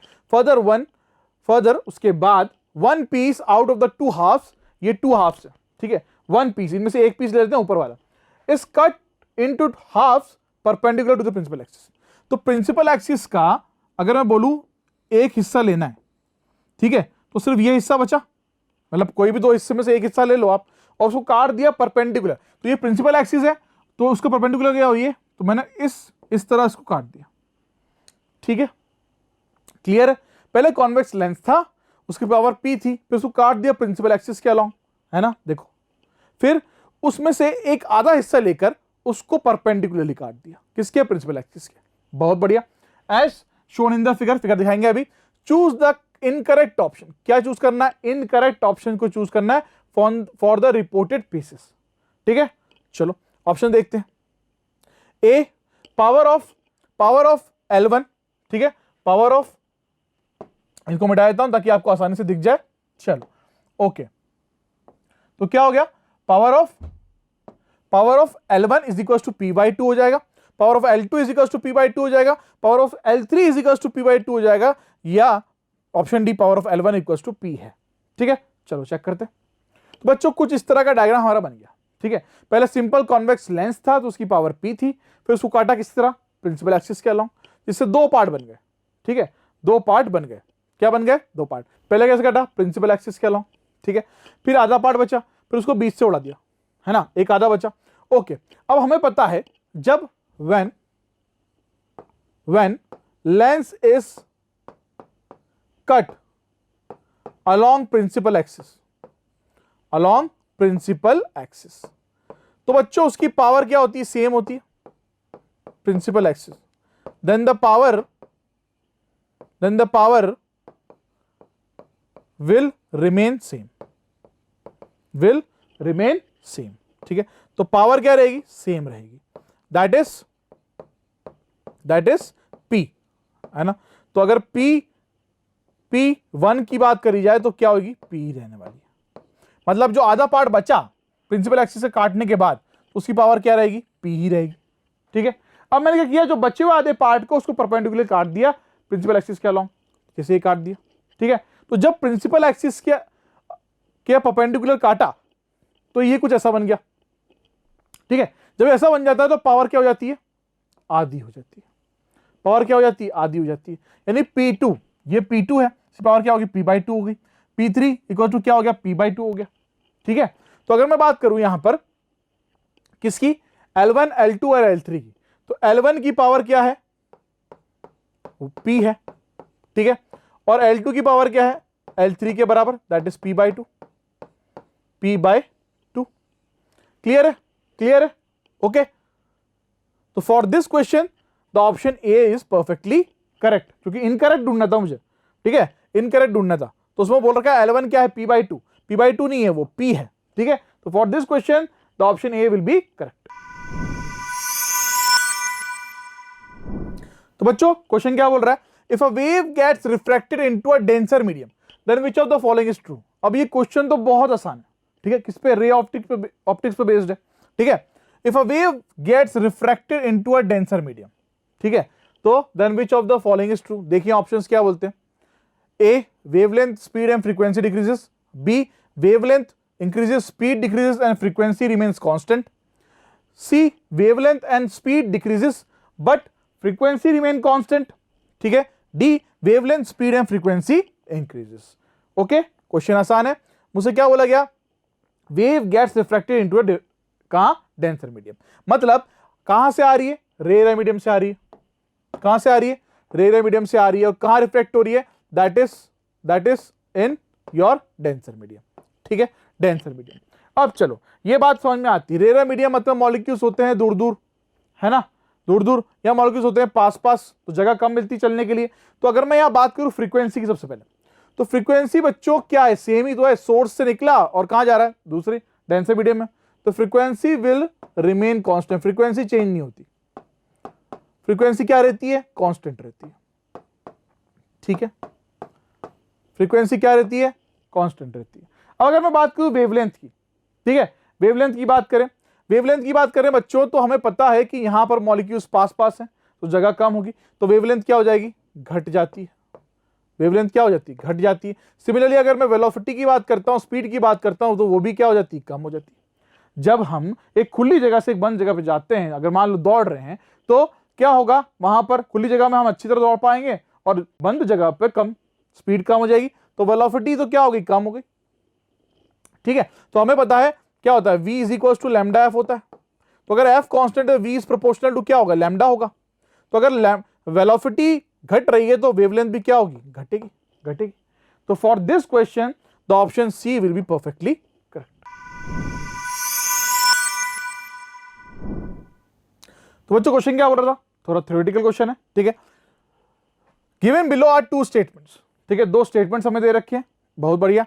स्टेटमेंट वन क्या बोल रहा है, इन हाइड्रोजन एटम, बहुत बढ़िया, पढ़ते समझ में आ गया, किस बेस्ड क्वेश्चन है, मॉडर्न फिजिक्स पे। स्टेटमेंट वन बोल रहा है, in hydrogen atom the frequency of radiation emitted when an electron jumps from lower energy orbit E1 to higher energy orbit E2 is given as HF is equals to E1 minus E2।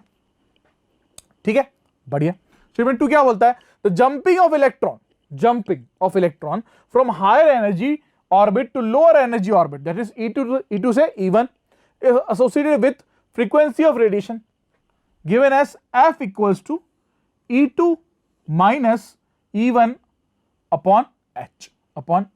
ठीक है, this condition is Bohr's frequency condition. In the light of the above statement choose the correct answer from the options given below. ठीक है, options क्या दे रखे हैं हमें, ABCD, both statements are correct. ठीक है, statement 1 and statement 2 are false. Option C, statement 1 is correct but statement 2 is false. Option D, statement 1 is incorrect but statement 2 is true. ठीक है, चलो अब बच्चों हमें स्टेटमेंट 1 और स्टेटमेंट 2 समझ में आ गया। ठीक है, अब स्टेटमेंट 1 क्या बोल रहा है, स्टेटमेंट 1 क्या बोल रहा है कि इलेक्ट्रॉन जंप करेगा कहां से, लोअर ऑर्बिट से हायर ऑर्बिट पे। तो जो फोटोन है वो रिलीज होगा, क्या होगा, रिलीज होगा। As per the given equation photon क्या होगा, रिलीज होगा, जो कि बिल्कुल गलत है। जब इलेक्ट्रॉन जंप करता है या कोई भी इलेक्ट्रॉन जंप करता है लोअर ऑर्बिट से हायर ऑर्बिट पे, तो वो क्या करता है, फोटोन को एब्जॉर्ब करता है, रिलीज नहीं करता, एब्जॉर्ब करता है। तो स्टेटमेंट 1 क्या हो गया, इनकरेक्ट हो गया। स्टेटमेंट 1 क्या हो गया, इनकरेक्ट हो गया। स्टेटमेंट 2 बोलता है कि अगर हायर ऑर्बिट से लोअर ऑर्बिट में आ रहा है, ठीक है, हायर ऑर्बिट से लोअर ऑर्बिट में आ रहा है, तो फोटोन क्या हो रहा है, रिलीज हो रहा है। बिल्कुल सही बोल रहा हूं, फोटोन क्या हो रहा है, रिलीज हो रहा है। स्टेटमेंट 2 हमसे यही कहना चाह रहा था, फोटोन क्या हो रहा है, रिलीज हो रहा है। फोटोन रिलीज हो रहा है, दैट मींस हमारे स्टेटमेंट 2 परफेक्टली करेक्ट है। E is equals to E2 minus E1 लिखेंगे, HF इक्वल्स टू क्या हो गया, E2 minus E1, that is equal to F equals to E2 minus E1 upon H। Statement 2 is correct, that means for this question the option D will be perfectly correct.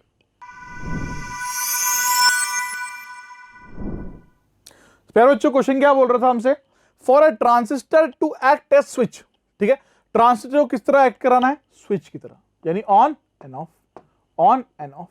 और on and off मतलब closed and open, closed and open, है ना, closed and open, ठीक है। It must be operated in, operated in, option देखते हैं, A active region, B saturation state only, C cut off state only, D saturation and cut off state, ठीक है। Transistor का question है, यानी हम बात कर रहे हैं किसकी, सेमीकंडक्टर्स की, ओके। चलो अब यहां पे हमसे क्या बोला गया है, ट्रांजिस्टर को स्विच की तरह एक्ट कराना है, स्विच की तरह एक्ट कराना है, दैट मींस किस रीजन में वो ऑपरेट होना चाहिए। तो बच्चों ट्रांजिस्टर के अंदर 3 रीजन होते हैं, एक तो cut of, saturation and active region, ठीक है। हमें ऑप्शन में सेलेक्ट करना है कि क्या आंसर सही है। तो बच्चों जब भी ट्रांजिस्टर सैचुरेशन रीजन में होता है, किस में होता है, सैचुरेशन रीजन, सैचुरेशन रीजन में होता है, तो एमीटर बेस्ड जंक्शन क्या होता है, फॉरवर्ड बायस होता है, मतलब फॉरवर्ड बायस होने की वजह से करंट फ्लो करेगा, तो it will act as a close switch over there, ठीक है। हमने पढ़ रखा थ्योरी में, थ्योरेटिकल क्वेश्चन है ये। तो जो सैचुरेशन रीजन में जब वो होता है, transistor act as a close switch. पर अगर मैं कट ऑफ रीजन की बात करूं, तो कट ऑफ रीजन में it acts as an open switch, क्योंकि कोई भी करंट पास नहीं होता। तो मतलब अगर स्विच की तरह ट्रांजिस्टर को बिहेव करना है, तो it should be operated in saturation as well as cut off region. तो for this question the answer should be option D is perfectly correct. तो बच्चों क्वेश्चन क्या बोल रहा है, we do not transmit low frequency signal to long distance because, अब पढ़ के समझ में आएगा, कम्युनिकेशन बेस्ड क्वेश्चन है, ठीक है। ए, the size of the antenna should be comparable to signal wavelength which is unreal solution for a signal of longer wavelength, ठीक है। B, effective power radiated by a long wavelength baseband signal would be high, okay। C, we want to avoid mixing up signals transmitted by different transmitters simultaneously. D, low frequency signal can be sent to long distances by superimposing with a high frequency wave as well, ठीक है। Therefore the most suitable option will be A, all statements are true, B, A, B and C, C, A, C and D, और D, B, C and D are true only, ठीक है।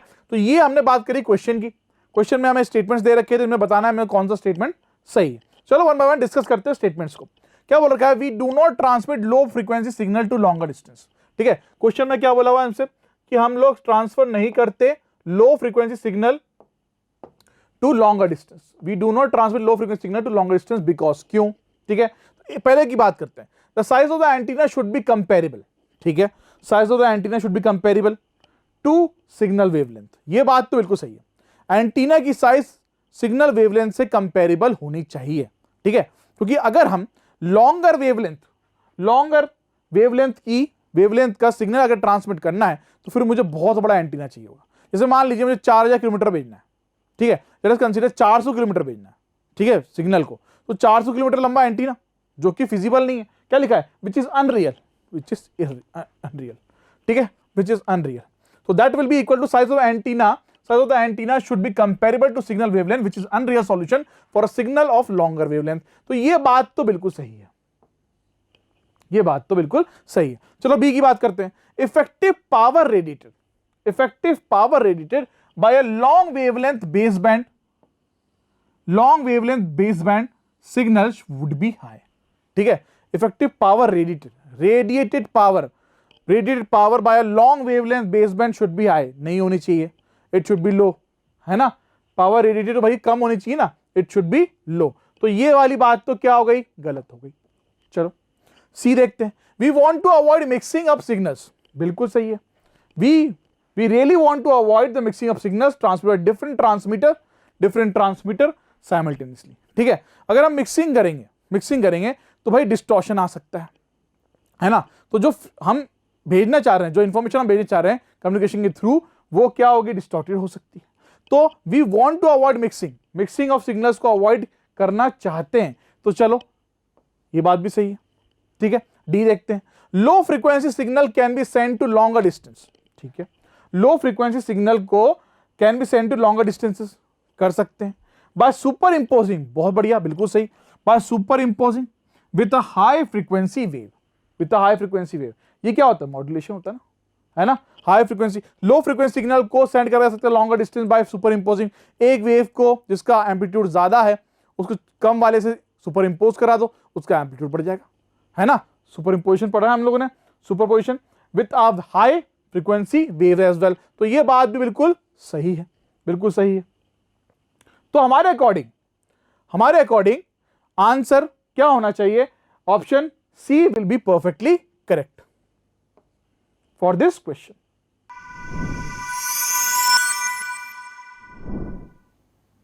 तो बच्चों question क्या given था, a mass of 10 kg is suspended vertically. ठीक है, mass of 10 kg is suspended vertically by a rope of length 5 metre from the roof. ठीक है, तो लेट अस कंसीडर ये क्या है, रूफ है। ठीक है, और 10 kg का मास जो है इट इज सस्पेंडेड वर्टिकली। ठीक है, 10 kg का मास, लेंथ कितनी दे रखी है, 5 मीटर। ओके, कितना है, 10 kg का मास है। ठीक है, a force of 30 Newton is applied at the middle point of the rope. ठीक है, रोप इन हॉरिजॉन्टल डायरेक्शन। चलो ठीक है, जैसा क्वेश्चन में बोला गया भाई हम वैसा कर लेते हैं। ठीक है, तो मिडिल पोर्शन पे फोर्स अप्लाई करी गई, कितने की, 30 न्यूटन की। ठीक है, एट द मिडल, किसमें, horizontal direction. The angle made by the upper half. ठीक है, the angle made by the upper half of the rope with vertical is theta. इस theta is equal to 10 inverse x into 10⁻⁻1। ये हमें दे रखा है। ठीक है, तो अल्टीमेटली मुझे करना क्या था इस क्वेश्चन के अंदर, I have to find the angle made by the upper half of the rope. ठीक है, angle made by the upper half of the rope निकालना था, उसका निकालने का कंपेयर करके x की वैल्यू यहां पे फाइंड आउट करनी थी। ठीक है, समझ में आ गया। मैं फोर्स लगाऊंगा तो ये क्या जाएगा, ये पार्ट इधर जाएगा आधा पार्ट, और ये पार्ट नीचे रह जाएगा, है ना। ये थोड़ा टिल्ट हो जाएगा, यूं ऊपर वाला अपर हाफ थोड़ा टिल्ट हो जाएगा, है ना, और ये वाट लटका रहेगा नीचे की तरफ। ठीक है, जी की value 10 metre per second square दे रखी थी। और अब यहां पर क्वेश्चन को सॉल्व करते हैं हम लोग। देखो कुछ इस तरह हो जाएगा फोर्स लगाने के बाद, है ना, 30 न्यूटन की फोर्स कुछ इस तरफ जा रही है, दिस इज द फोर्स। ठीक है, और ये थोड़ा टिल्ट हो गया और ये लटका हुआ है, दिस इज द, कितना है, 10 kg का है, कितना है, 10 kg। अब ये एंगल थीटा मुझे यहां पर निकालना है। ठीक है, अब टेंशन लगेगी, टेंशन क्या लगेगी, अपोजिट डायरेक्शन में, ऊपर की तरफ। तो टेंशन को हम क्या करते हैं, यहां पे दो कंपोनेंट में तोड़ देते हैं। ठीक है, दो कंपोनेंट में टेंशन को तोड़ दिया, ये क्या हो गया, this will be equal to T cos theta, और ये हो गया टी साइन थीटा।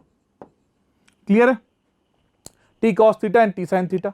तो यहां से इक्वेशन क्या बनती है, अगर इक्वेशंस बनानी है अभी हम, T sine theta will equal 30 and T cos theta equals to क्या हो जाएगा नीचे, दैट इज mg, और this will be equal to 10 into 10, तो कितना आ गया, 100 न्यूटन। तो वेट लग रहा है नीचे 100 न्यूटन का। ठीक है, तो T cos theta will be equal to कितना हो गया, 100 newton, and T sine theta will be equal to 30 newton. दो इक्वेशन हमारी तैयार हो गई, ये पहली इक्वेशन और ये दूसरी इक्वेशन। ठीक है, we are going to divide first equation with second, तो this will be equal to क्या आ जाएगा, टी साइन थीटा अपॉन क्या हो गया, T cos theta will be equal to क्या हो गया, 30/100, 30/100, टी गया, this is tan theta is equal to कितना आ गया, 30/100, दैट इज इक्वल टू कितना आ गया, 0.3। अब मुझे क्वेश्चन में किस तरह निकालना है, ये हो गया theta equal to tan inverse 3 into 10⁻⁻1, ये मेरा आया है। ठीक है, और मुझे गिवन क्या है, मुझे गिवन है theta is equal to tan inverse x into, ठीक है, x into 10 to the power -1, ये गिवन है। इन दोनों को कंपेयर करता हूं तो x की वैल्यू कितनी आ रही है? 3 आ रही है। That means for this question the option, the answer will be 3।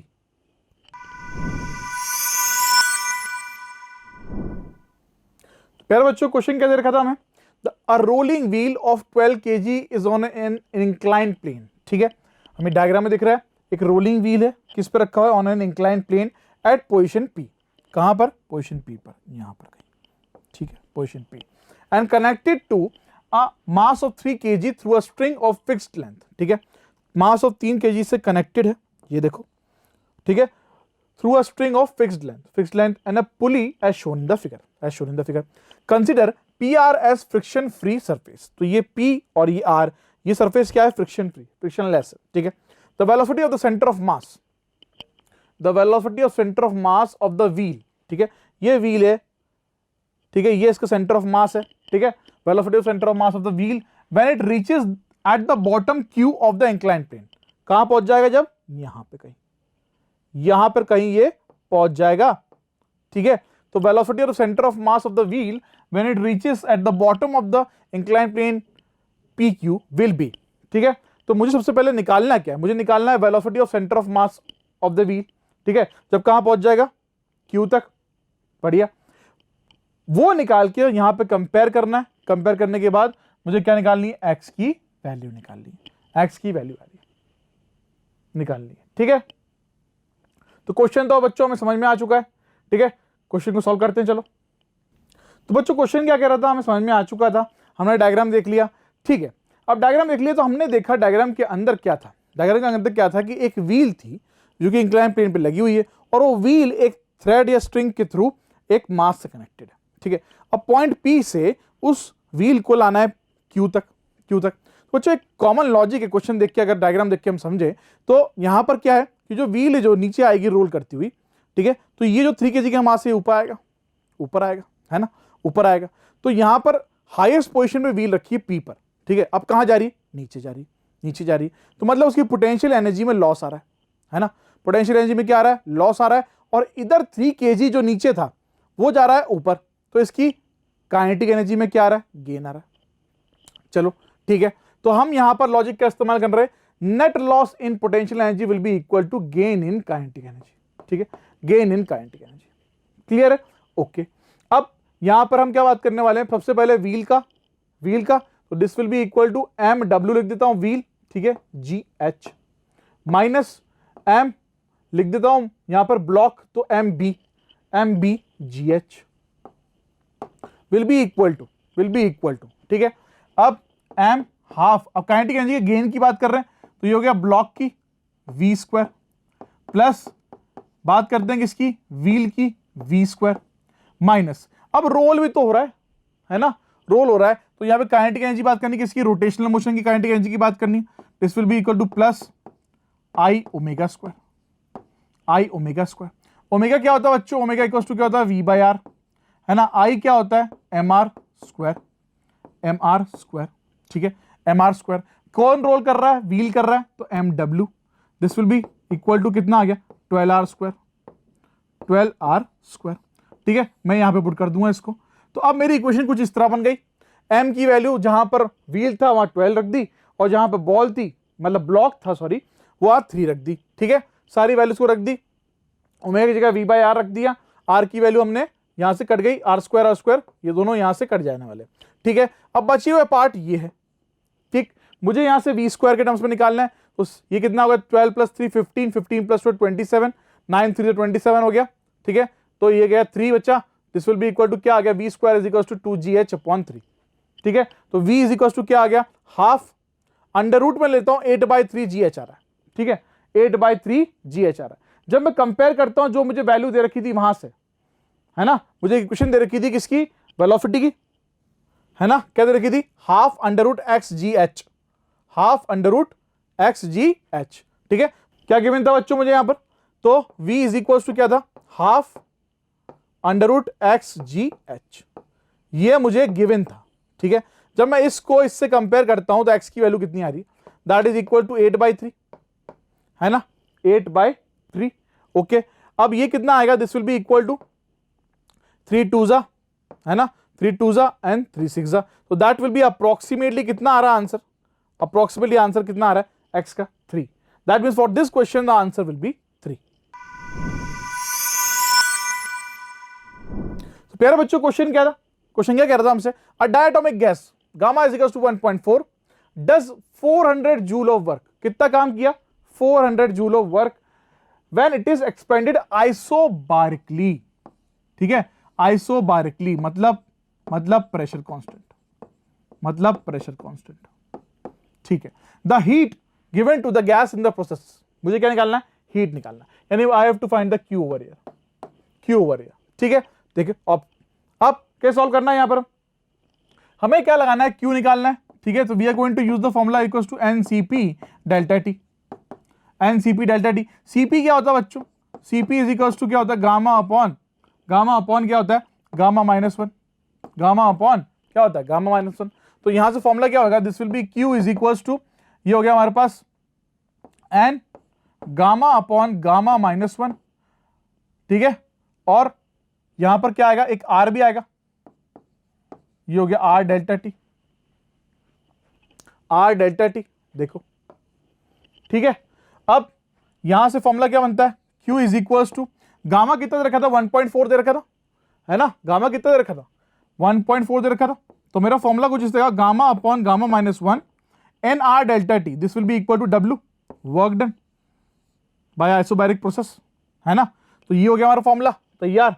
इस फॉर्मूले में यहां वैल्यूज पुट करने वालों में, तो गामा कितना दे रखा था, गामा इज इक्वल टू दे रखा था 1.4, है ना, गामा 1.4 अपॉन 1 माइनस 1.4 0.4, और W वर्क डन कितना रखा था हमें यहाँ पर, दैट इज 400. ओके, इसको फर्दर सॉल्व किया तो Q कितना आ गया, हीट कितनी आ गई 400 जूल. ओके, तो for this question the answer will B 1400 joule. कितना आ रहा है, 1400 जूल आ रहा है. तो for this question the answer will B 1400. तो प्यारे बच्चों क्वेश्चन क्या बोल रहा है, अ पार्टिकल एग्जीक्यूट्स एसएचएम का क्वेश्चन है. ठीक है, इट एम्पलीट्यूड इज 8 सेंटीमीटर, इसका एम्पलीट्यूड कितना है 8 सेंटीमीटर एंड टाइम पीरियड कितना है 6 सेकेंड. ठीक है, the time it will take to travel from its position of maximum displacement to the point corresponding to half of its amplitude. ठीक है, हमसे क्या बोला है कि भाई ये मीन पोजीशन होगी x इक्वल टू 0. ठीक है, और ये हो गया हमारे पास मैक्सिमम पोजीशन, मैक्सिमम पोजीशन हो गया. ओके, ये क्या बोल रखा है, द पोजीशन टाइम निकालना है मुझे from its position of maximum displacement to point corresponding to half of its amplitude, यानी यहां से यहां तक. यहां पर एम्पलीट्यूड क्या हो जाएगा, this will be equal to a/2, यहां पर एम्पलीट्यूड a. ठीक है, तो ये टाइम मुझे निकालना है, ये टाइम मुझे निकालना है. अब यहां से यहां तक का टाइम तो मुझे पता है ना कितना होता है, t/4 होता है ना, t/4 होता है, ये तो पता है मुझे, मीन से जब अपन मैक्सिमम तक जाते हैं. तो ये वाला टाइम मुझे निकालना है कि भाई मैक्सिमम से जब a/2 इसका एम्पलीट्यूड हो जाए तब. ठीक है, this is the time that we were told to find out in this question. Clear है, चलो सॉल्व करते हैं इसको. अब बच्चों एक चीज हमें पता है, जब मैक्सिमम एम्पलीट्यूड होता है तो जो फेज होता है वो π/2 होता है ना, और a/2 में जो फेज होगा that will be equal to π/6, sorry क्या होगा π/6. ठीक है भाई, सिंपल सा लॉजिक है. अगर मैं यहां बात करूं इस इक्वेशन के अकॉर्डिंग, तो अगर हम जाते हैं मैक्सिमम पे तो फेज की बात करें तो क्या π/2, और यहां पे पूछा एम्पलीट्यूड आधा हो जाए तो इसका फेज कितना होगा π/6, और this is t is equal to delta phi upon omega. तो a से आना है पीछे तो π/2 minus π/6 upon omega that is 2π/t. t कितना दे रखा था 6, सॉल्व किया π/3 अपॉन π/3 कितना आ गया 1 सेकेंड, यानी 1 सेकेंड उसको लगेगा a से मैक्सिमम डिस्प्लेसमेंट से कहां आते हुए एम्पलीट्यूड जब आधा हो जाए a/2 तक. ठीक है, ये तो चीज मुझे समझ में आ गई अकॉर्डिंग टू द गिवन. एक तरीका और है, तरीका क्या है, that is a cos omega t will be equal to a/2 कर देते a/2. ठीक है, तो a कट गया, इसको और खोलते हैं तो दिस इज cos क्या हो गया 2π स्मॉल t अपॉन बड़ा t will be equal to क्या हो गया हाफ. ठीक है, तो ये हो गया 2π स्मॉल t अपॉन बड़ा t will be equal to cos में हाफ कब आता है, पाई बाय 3 60 में, है ना।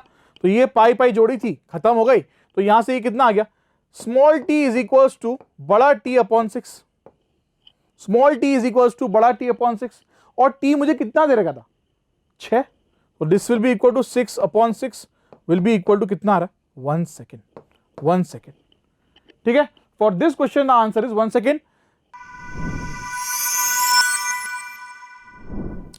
तो बच्चों क्वेश्चन क्या कह रहा है, अ पैरेलल प्लेट कैपेसिटर, ठीक है, कैपेसिटर बेस्ड क्वेश्चन है, ठीक है। A parallel plate capacitor is made up of stair like structure, देखो यहां पर ये पैरेलल प्लेट कैपेसिटर है, इसको स्टेयर लाइक स्ट्रक्चर बना दिया, ठीक है, with a plate area A of each stair, हर एक स्टेयर का जो प्लेट एरिया है वो ए है, ठीक है, and that is connected with a wire of length B, किससे कनेक्ट है, wire of length B as shown in the figure.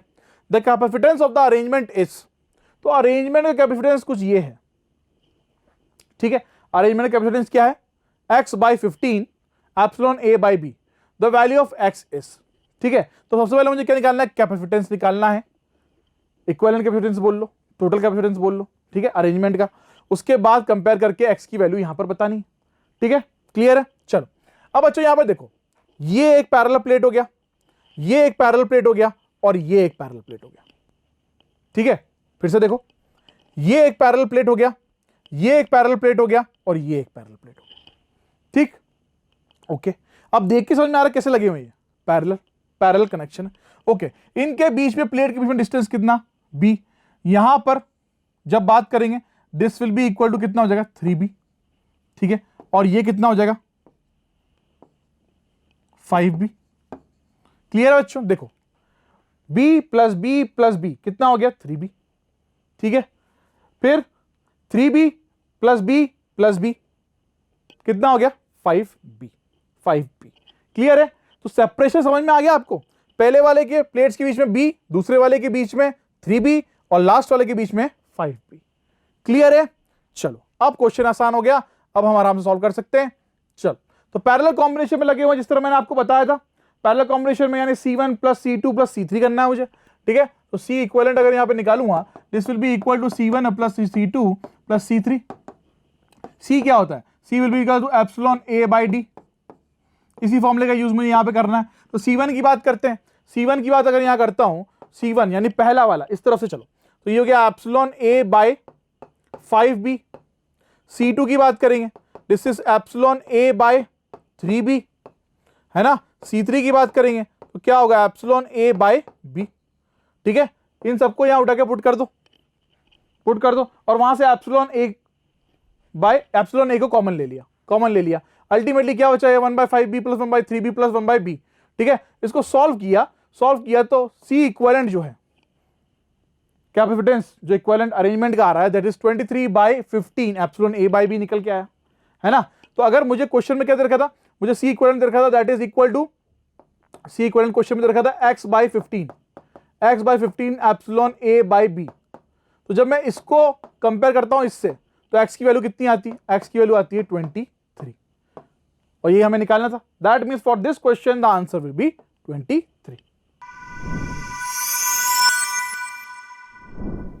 तो बच्चों क्वेश्चन क्या बोल रहा था हमसे, the current density in a cylindrical wire of radius 4 millimetre, ठीक है, करंट डेंसिटी सिंबल J, ठीक है, ऑफ सिलिंड्रिकल वायर, रेडियस कितना है 4 millimetre, is 1 × 10⁻⁶ ampere per metre square, कितनी दे रखी है 1 × 10⁻⁶ ampere per metre square. The current through the outer portion of the wire, the current through the outer portion of the wire, ठीक है, outer portion में निकालना है, between radial distances r/2 and r is कितना दे रखा है x पाई, कितना दे रखा है x पाई एम्पियर, मतलब अल्टीमेटली मुझे ये निकालना है, उसके बाद क्या करना है, find out the value of x from here. Clear है क्वेश्चन, चलो सॉल्व करते हैं। अब यहां पर बच्चों हमें पता है किस तरह करना है इस क्वेश्चन को solve. This question will be, अब यहां क्या बोल रखा है हमसे, हमें करंट डेंसिटी दे रखी है, रेडियस दे रखा है 4 मिलीमीटर, ठीक है, मुझे आउटर पोर्शन का निकालना है। तो मुझे पता है J इज इक्वल्स टू क्या होता है, I बाई A होता है ना, I बाई A, और मुझे I निकालना है तो will be equal to J into A। अब A किसकी बात कर रहा हूं, that is pi r square minus pi r/2 का होल स्क्वायर, ठीक है। इस लॉजिक का यूज करके हम यहां पर क्वेश्चन को सॉल्व करेंगे। ठीक है, चलो तो एरिया निकाल लेते हैं भाई। अल्टीमेटली क्या है, pi r square minus pi r square by 4 क्या है, एरिया। ठीक है, तो मैंने क्या करा, पहले एरिया निकाल लिया। आर की वैल्यू 4 मिलीमीटर देखी थी, 4 × 10⁻³ ले लिया, सॉल्व कर लिया, एरिया निकल जाएगा। ठीक है, जे कितना रखा था, 1 × 10⁻6 एम/मीटर²। पुट कर दी, वैल्यू सॉल्व कर दिया, तो आई कितना है 12 पाई, और मुझे क्वेश्चन में कितना रखा था, I is equal to X pi. Compare करा दोनों को, तो एक्स की वैल्यू कितनी आ गई यहां से 12, और यही मुझे यहां निकालनी थी, तो आंसर विल बी 12। तो पहले बच्चों क्वेश्चन क्या गिवन था हमें, in the given circuit A is an arbitrary constant. चलो ठीक है, ए क्या है, एक आर्बिट्री कांस्टेंट है, सर्किट दे रखा है हमें। ठीक है, आप देख सकते हो the value of M for which the equivalent circuit resistance is minimum. ठीक है, मुझे वैल्यू ऑफ एम निकालनी है, जिसके लिए जो हमारा इक्विवेलेंट सर्किट रेजिस्टेंस है वो क्या हो, मिनिमम हो। ठीक है, विल बी √x/2 क्या है, √x/2 मुझे यहां गिवन है, तो यहां से मुझे अल्टीमेटली क्या निकाल, इक्विवेलेंट सर्किट रेजिस्टेंस मिनिमम। ठीक है, वो मुझे निकालना पड़ेगा। उसके निकालने के बाद यहां पे कंपेयर करके वैल्यू किसकी बतानी है, एक्स की बतानी है। ठीक है बच्चों, अब देखो यहां पर ये क्या है, पूरा पैरेलल कॉम्बिनेशन है। ठीक है, ये भी क्या है, पैरेलल कॉम्बिनेशन है। ठीक है, ये अगर पैरेलल कॉम्बिनेशन है तो यहां से क्या निकल के आएगा, this will be equal to MA/3। अगर मैं इसका R इक्विवेलेंट निकालता हूं, इस वाले का R इक्विवेलेंट निकालता हूं, तो क्या आएगा MA/3। ठीक है, और इसका R इक्विवेलेंट निकालता हूं तो क्या आएगा A/2M। ठीक है, और ये दे रखा है हमें। अब मुझे क्या निकालना है, equivalent circuit resistance. That means I have to do what, dR/dm। तो जो टोटल R आएगा, टोटल R इक्विवेलेंट जो निकल के आ रहा है, that will be equal to MA/3 plus क्या होगा A/2M। ठीक है, इसको डिफरेंशिएट करना है मुझे विथ रिस्पेक्ट टू M। ठीक है, with respect to M, and that will be equal to 0। ठीक है, तो हम इससे सॉल्व करते हैं, चलो सॉल्व करें। ठीक है, तो ये क्या निकाल लिया बच्चों, हमने निकाल लिया यहां पे R इक्विवेलेंट। उस सर्किट से क्या निकल गया, R इक्विवेलेंट। फिर डिफरेंशिएट कर दिया, डिफरेंशिएट करा इसको, पहले इसको फिर इसको, क्या है A/3 minus A/2M² will be equal to 0, क्योंकि मुझे क्या चाहिए, मिनिमम रेजिस्टेंस चाहिए। ठीक है, मिनिमम रेजिस्टेंस क्या होगा, dR/dm will be equal to 0। Compare करा 8/3 इक्वल्स टू क्या हो गया, A/2M², A गया, this will be equal to M² कितना आ गया 3/2। ठीक है, 3/2, तो M इक्वल्स टू √3/2 आ गया। ठीक है, मुझे क्वेश्चन में कितना रखा था, M equals to √x/2। Compare करते हैं इसको और उसको, तो x की वैल्यू कितनी आ गई 3, और यही मुझे निकालनी थी। तो for this question the answer will be 3। तो प्यारे बच्चों, क्वेश्चन क्या बोल रहा था हमसे, a deuteron and a proton moving with equal kinetic energy. ठीक है, एक क्या रखा है, ड्यूट्रॉन दे रखा है, बढ़िया। एक दे रखा है प्रोटॉन दे रखा है, and it is moving with the equal kinetic energy, enter into a uniform magnetic field at right angle to the field. ठीक है, वो दोनों कहां एंटर हो गए, एक यूनिफॉर्म मैग्नेटिक फील्ड में, वो भी राइट एंगल पे। ठीक है, okay, to the field. If RD and RP are the radius of the circular path. ठीक है, ऑफ द सर्कुलर पाथ, किसका, एक तो ड्यूट्रॉन का और एक प्रोटॉन का। Then the ratio of RD upon RP will be √x/1। ठीक है, तो मुझे रेशियो निकालना है RD अपॉन RP का यहां पर। ठीक है, और फिर कंपेयर करके यहां से x की वैल्यू बतानी थी। ठीक है, तो R अगर मैं बात कर रहा हूं, charge placed in a uniform magnetic field और सर्कुलर पाथ हो रही है, तो R will be equal to क्या होता है, mv/qb। इस फॉर्मूले का यूज हम लोग करते हैं साइक्लोट्रॉन पढ़ते वक्त। ठीक है, चलो इसका यूज करके हम लोग निकालते हैं, क्वेश्चन को सॉल्व करते हैं। This is the formula that we are going to use, radius of the circular orbit. ठीक है, R इक्वल्स टू mv/qb। ठीक है, अब देखो यहां पे डायग्राम दे रखा है हमें, तो ये किसका है, ड्यूट्रॉन की। ड्यूट्रॉन का मास हो गया ट्वाइस ऑफ m, और ये हो गया प्रोटॉन का मास mp। क्लियर है, प्रोटॉन के दुगना मास हो गया ड्यूट्रॉन का। ठीक है, तो ये हमने बात करी किसकी, radius of deuteron, radius of deuteron की बात करी। ठीक है, जो फॉर्मूला हमें दे रखा है उसके अकॉर्डिंग में पुट करता गया, twice of mp vd upon eb। Charge को क्या माना, e, और ये b हो गया। This is for proton. ठीक है, प्रोटॉन का मास mp ले रखा है, ये इक्वेशन बन गई। दोनों का क्या निकलना है, मुझे यहां पर रेशियो चाहिए दोनों का। ठीक है, अब रेशियो चाहिए मुझे, तो यहां पर किसी एक की वैल्यू मुझे पता होनी चाहिए। ठीक है, एक की वैल्यू यानी किसकी, वेलोसिटी की। रिलेशन चाहिए दोनों का, ड्यूट्रॉन का और प्रोटॉन का, तब जाके मैं क्या कर सकता हूं, किसी एक में दूसरे की वैल्यू पुट करके रेशियो निकाल सकता हूं। तो यहां पे काइनेटिक एनर्जी दोनों की क्या बोल रखी थी, इक्वल है, काइनेटिक एनर्जी इज इक्वल है ना। तो काइनेटिक एनर्जी क्या होती है, हाफ एम वी स्क्वायर बच्चों, ठीक है। तो काइनेटिक एनर्जी क्या है, इक्वल है, तो half M V square, M किसका है ये, this is your M P, ठीक है, एम पी क्या है ये, दिस इज योर ड्यूट्रॉन की बात चल रही है। तो this will be equal to, ये हो गया ट्वाइस ऑफ एम और पी आएगा नीचे, पी आएगा नीचे, ठीक है, twice of M P V D square half M P VP square. तो ये गया, ठीक है। यहां से रिलेशन कितना निकल के आया, √2 VD is equal to VP, ठीक है। वीडी क्या है, वेलोसिटी ऑफ न्यूट्रॉन है, वीपी क्या है, वेलोसिटी ऑफ प्रोटॉन है। ओके, अब आराम से रेशियो निकाल सकते हैं, इन दोनों का रेशियो निकालना है। तो we are going to do, this is my first equation, this is my second equation, तो we are going to do first divided by 2, ठीक है। तो यहां से कितना आ गया, अब मैं सिर्फ अगर वेलोसिटीज की बात करता हूं, ठीक है, तो वीडी, ठीक है, ये आरडी, तो ये हो गया आरडी अपॉन क्या हो गया, RP will be equal to VD upon, बाकी सब तो कट जाने वाला है, एक 2 बचेगा, ठीक है। तो ये हो गया VD twice of VD upon क्या बचा, VP twice of VD upon VP, ठीक है। वीडी की जगह क्या पुट कर दें हम लोग, यहां पर वीडी की जगह क्या पुट कर सकते हैं, दैट इज कुछ भी पुट कर लो, वीपी की जगह पुट कर लेते हैं, चलो ठीक है, ट्वाइस ऑफ वीडी हो गया ये, और वीपी की जगह पुट कर रहे हैं √2 वीडी, ये तो हमने निकाला था काइनेटिक एनर्जी इक्वल से। तो वीडी कट गया, 2 अपॉन √2 आ गया, तो इसको सॉल्व करते हैं तो कितना गया, √2 upon 1, that means the ratio will be √2:1, ठीक है, √2:1। अब क्वेश्चन में मुझे क्या रेशियो दे रखा था, क्वेश्चन में मुझे रेशियो दे रखा था अंडर रूट x:1, ये मुझे गिवन था क्वेश्चन में। तो जब मैं कंपेयर करता हूं, क्योंकि मेरा क्या है, √2:1 आया ना, कंपेयर करके x की वैल्यू कितनी आ रही है यहां पर, 2, that means the answer for this question will be 2। बच्चों क्वेश्चन क्या बोल रहा था हमसे, अ मेटालिक रॉड, एक मेटालिक रॉड है जिसकी length 20 centimetre is placed in north south direction, ठीक है। एक मेटालिक रॉड है, नॉर्थ साउथ डायरेक्शन में ऐसे रखी हुई है, ठीक है। लेंथ कितनी है, 20 सेंटीमीटर, चलो ठीक है, 20 सेंटीमीटर इसकी लेंथ बोल रही हुई है, and is moved at a constant speed of 20 metre per second towards east, ठीक है। तो ये टुवर्ड्स ईस्ट जा रही है with the speed of 20 metre per second, बढ़िया। The horizontal component of earth magnetic field, ठीक है, हॉरिजॉन्टल कंपोनेंट यानी BH of earth magnetic field, BH कितना दे रखा है, that is 4 × 10⁻³ tesla, and the angle of dip यानी थीटा कितना है, 45 degree. The EMF induced in the rod is, मुझे क्या निकालना है, EMF निकालना है, ठीक है, किसमें, मिलीवोल्ट में। कुछ समझ में आ गया, चलो, क्योंकि अर्थ मैग्नेटिक फील्ड में चल रही है वो, तो उसमें EMF इंड्यूस्ड होगा, वही EMF मुझे यहां पे निकालना है। तो चलो क्वेश्चन को सॉल्व करते हैं, ठीक है बच्चों। अब अर्थ की horizontal component, earth magnetic field की हॉरिजॉन्टल कंपोनेंट मुझे दे रखी थी, that is BH is equal to 4 × 10⁻³ angle of dip दे रखा है 45 डिग्री, ठीक है। तो vertical component will be equal to horizontal component, okay. मुझे क्या निकालना है, EMF इंड्यूस्ड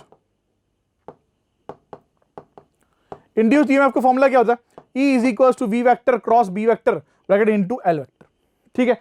चलो V दैट इज क्या पुट कर रहा है यहां पर, L है ना। अब हमें क्या दे रखा था, ये कितना दे रखा है, BH दे रखा है, BH ये पुट करूंगा, दिस इज B वेक्टर कितना का 4 × 10⁻³, ओके। V कितना है 20 है, और L कितना है 20 सेंटीमीटर, ठीक है, 20/100 हो गया। इसको सॉल्व किया तो मेरा जो EMF आ रहा है दैट इज 16 × 10⁻³ आ रहा है, पर पूछा कि इसमें मिलीवोल्ट में, तो this will be 16 millivolt, that means the answer will be 16 over here. तो बच्चों क्वेश्चन क्या कह रहा था, the cut off voltage of the diodes semiconductor, ठीक है, diode shown in the figure in forward bias is 0.6। तो cut off voltage forward bias में कितना है, 0.6 volt. The current through the resistor of 40 ohm is, ठीक है, इसके around मुझे करंट निकालना है, ठीक है। अब 2 डायोड लगे हुए हैं बच्चों, 2 डायोड यहां पर लगे हुए हैं, 60 ओम का रजिस्टर लगा है उनके पास में सीरीज में, ठीक है। अब देखो D1 यहां पर D1 जो है, D1 क्या है, फॉरवर्ड बायस, D1 क्या है, फॉरवर्ड बायस, ठीक है। और D2 क्या है बच्चों, रिवर्स बायस है, according to the given diagram, ठीक है, रिवर्स बायस है। तो अगर ये D2 रिवर्स बायस है, ये तो खत्म हो गया, ओपन सर्किट हो गया ना, तो ये वाला पार्ट हमारा खत्म हो चुका है। हमारे पास बचेगा क्या, हमारे पास बचेगा कुछ यूं, और ये हो जाएगा शॉर्ट सर्किट, ठीक है, and this will be like this. तो ये डायग्राम हमारे पास बन के आया अब आफ्टर सॉल्विंग, ठीक है। तो ये हो गया 60 ओम और ये हमारा 1 वोल्ट दे रखा है। तो हमारा डायग्राम कुछ इस प्रकार तैयार हो जाएगा और मुझे यहां पर इसके अराउंड क्या निकालना है करंट निकालना है। क्वेश्चन आसान हो गया अब, ठीक है, सर्किट कॉम्पैक्ट होने के बाद। तो चलो सॉल्व करते हैं, ठीक है। तो D1 फॉरवर्ड बायस था तो it will conduct, D2 reverse bias था इट विल नॉट कंडक्ट। तो डायग्राम हमारा उस प्रकार हो गया था, ठीक है। अब मुझे वहां से क्या निकालना था करंट, तो मैं डायग्राम यहां पे भी बना देता हूं। This will be equal to, यहां पर क्या था 60 ओम और ये यहां पर बैटरी लगी हुई थी, यहां पे 40 ओम। 60 और 40 दोनों किस में हो गए बच्चों, सीरीज में, ठीक है। This will be equal to क्या होने वाला है, ये कितना हो गया, ये कितना दे रखा था बच्चों हमें 60 ओम, ठीक है। और इसके अराउंड मुझे करंट का पता लगाना है, ठीक है। दोनों किस में हो गए, सीरीज में हो गए, सीरीज में हो गए, बढ़िया। तो आई निकालना है, आई इज इक्वल टू क्या होगा, V by R, V by R. अब एक चीज का ध्यान हमें यहां पे रखना है, एक चीज का ध्यान क्या रखना है कि भाई ये फॉरवर्ड बायस था, ठीक है। तो यहां पर कट ऑफ वोल्टेज दे रखा था, क्या दे रखा था, cut off voltage, cut off voltage, cut off voltage कितनी दे रखी है 0.6 वोल्ट, 0.6 वोल्ट। तो यहां जो V आएगा, V will be equal to क्या होगा, दिस इज 1 वोल्ट, तो 1 माइनस 0.6 अपॉन R टोटल ले लेंगे, तो इसमें 60 प्लस 40 हो जाएगा, 60 plus 40, this is the way that you are going to find out your I, है ना। 60 प्लस 40 100 आ गया, ऊपर क्या आ गया, this will be equal to, इसको सॉल्व करेंगे तो क्या आने वाला है, दिस इज 0.4 अपॉन 100, ठीक है। तो ये 10 नीचे आ गया तो 4 अपॉन 1000 हो गया, and this will be equal to, यानी करंट कितना आया हमारे पास 4 मिली एम्पियर, और यही हमें ढूंढना था। तो answer for this question is 4 milli ampere.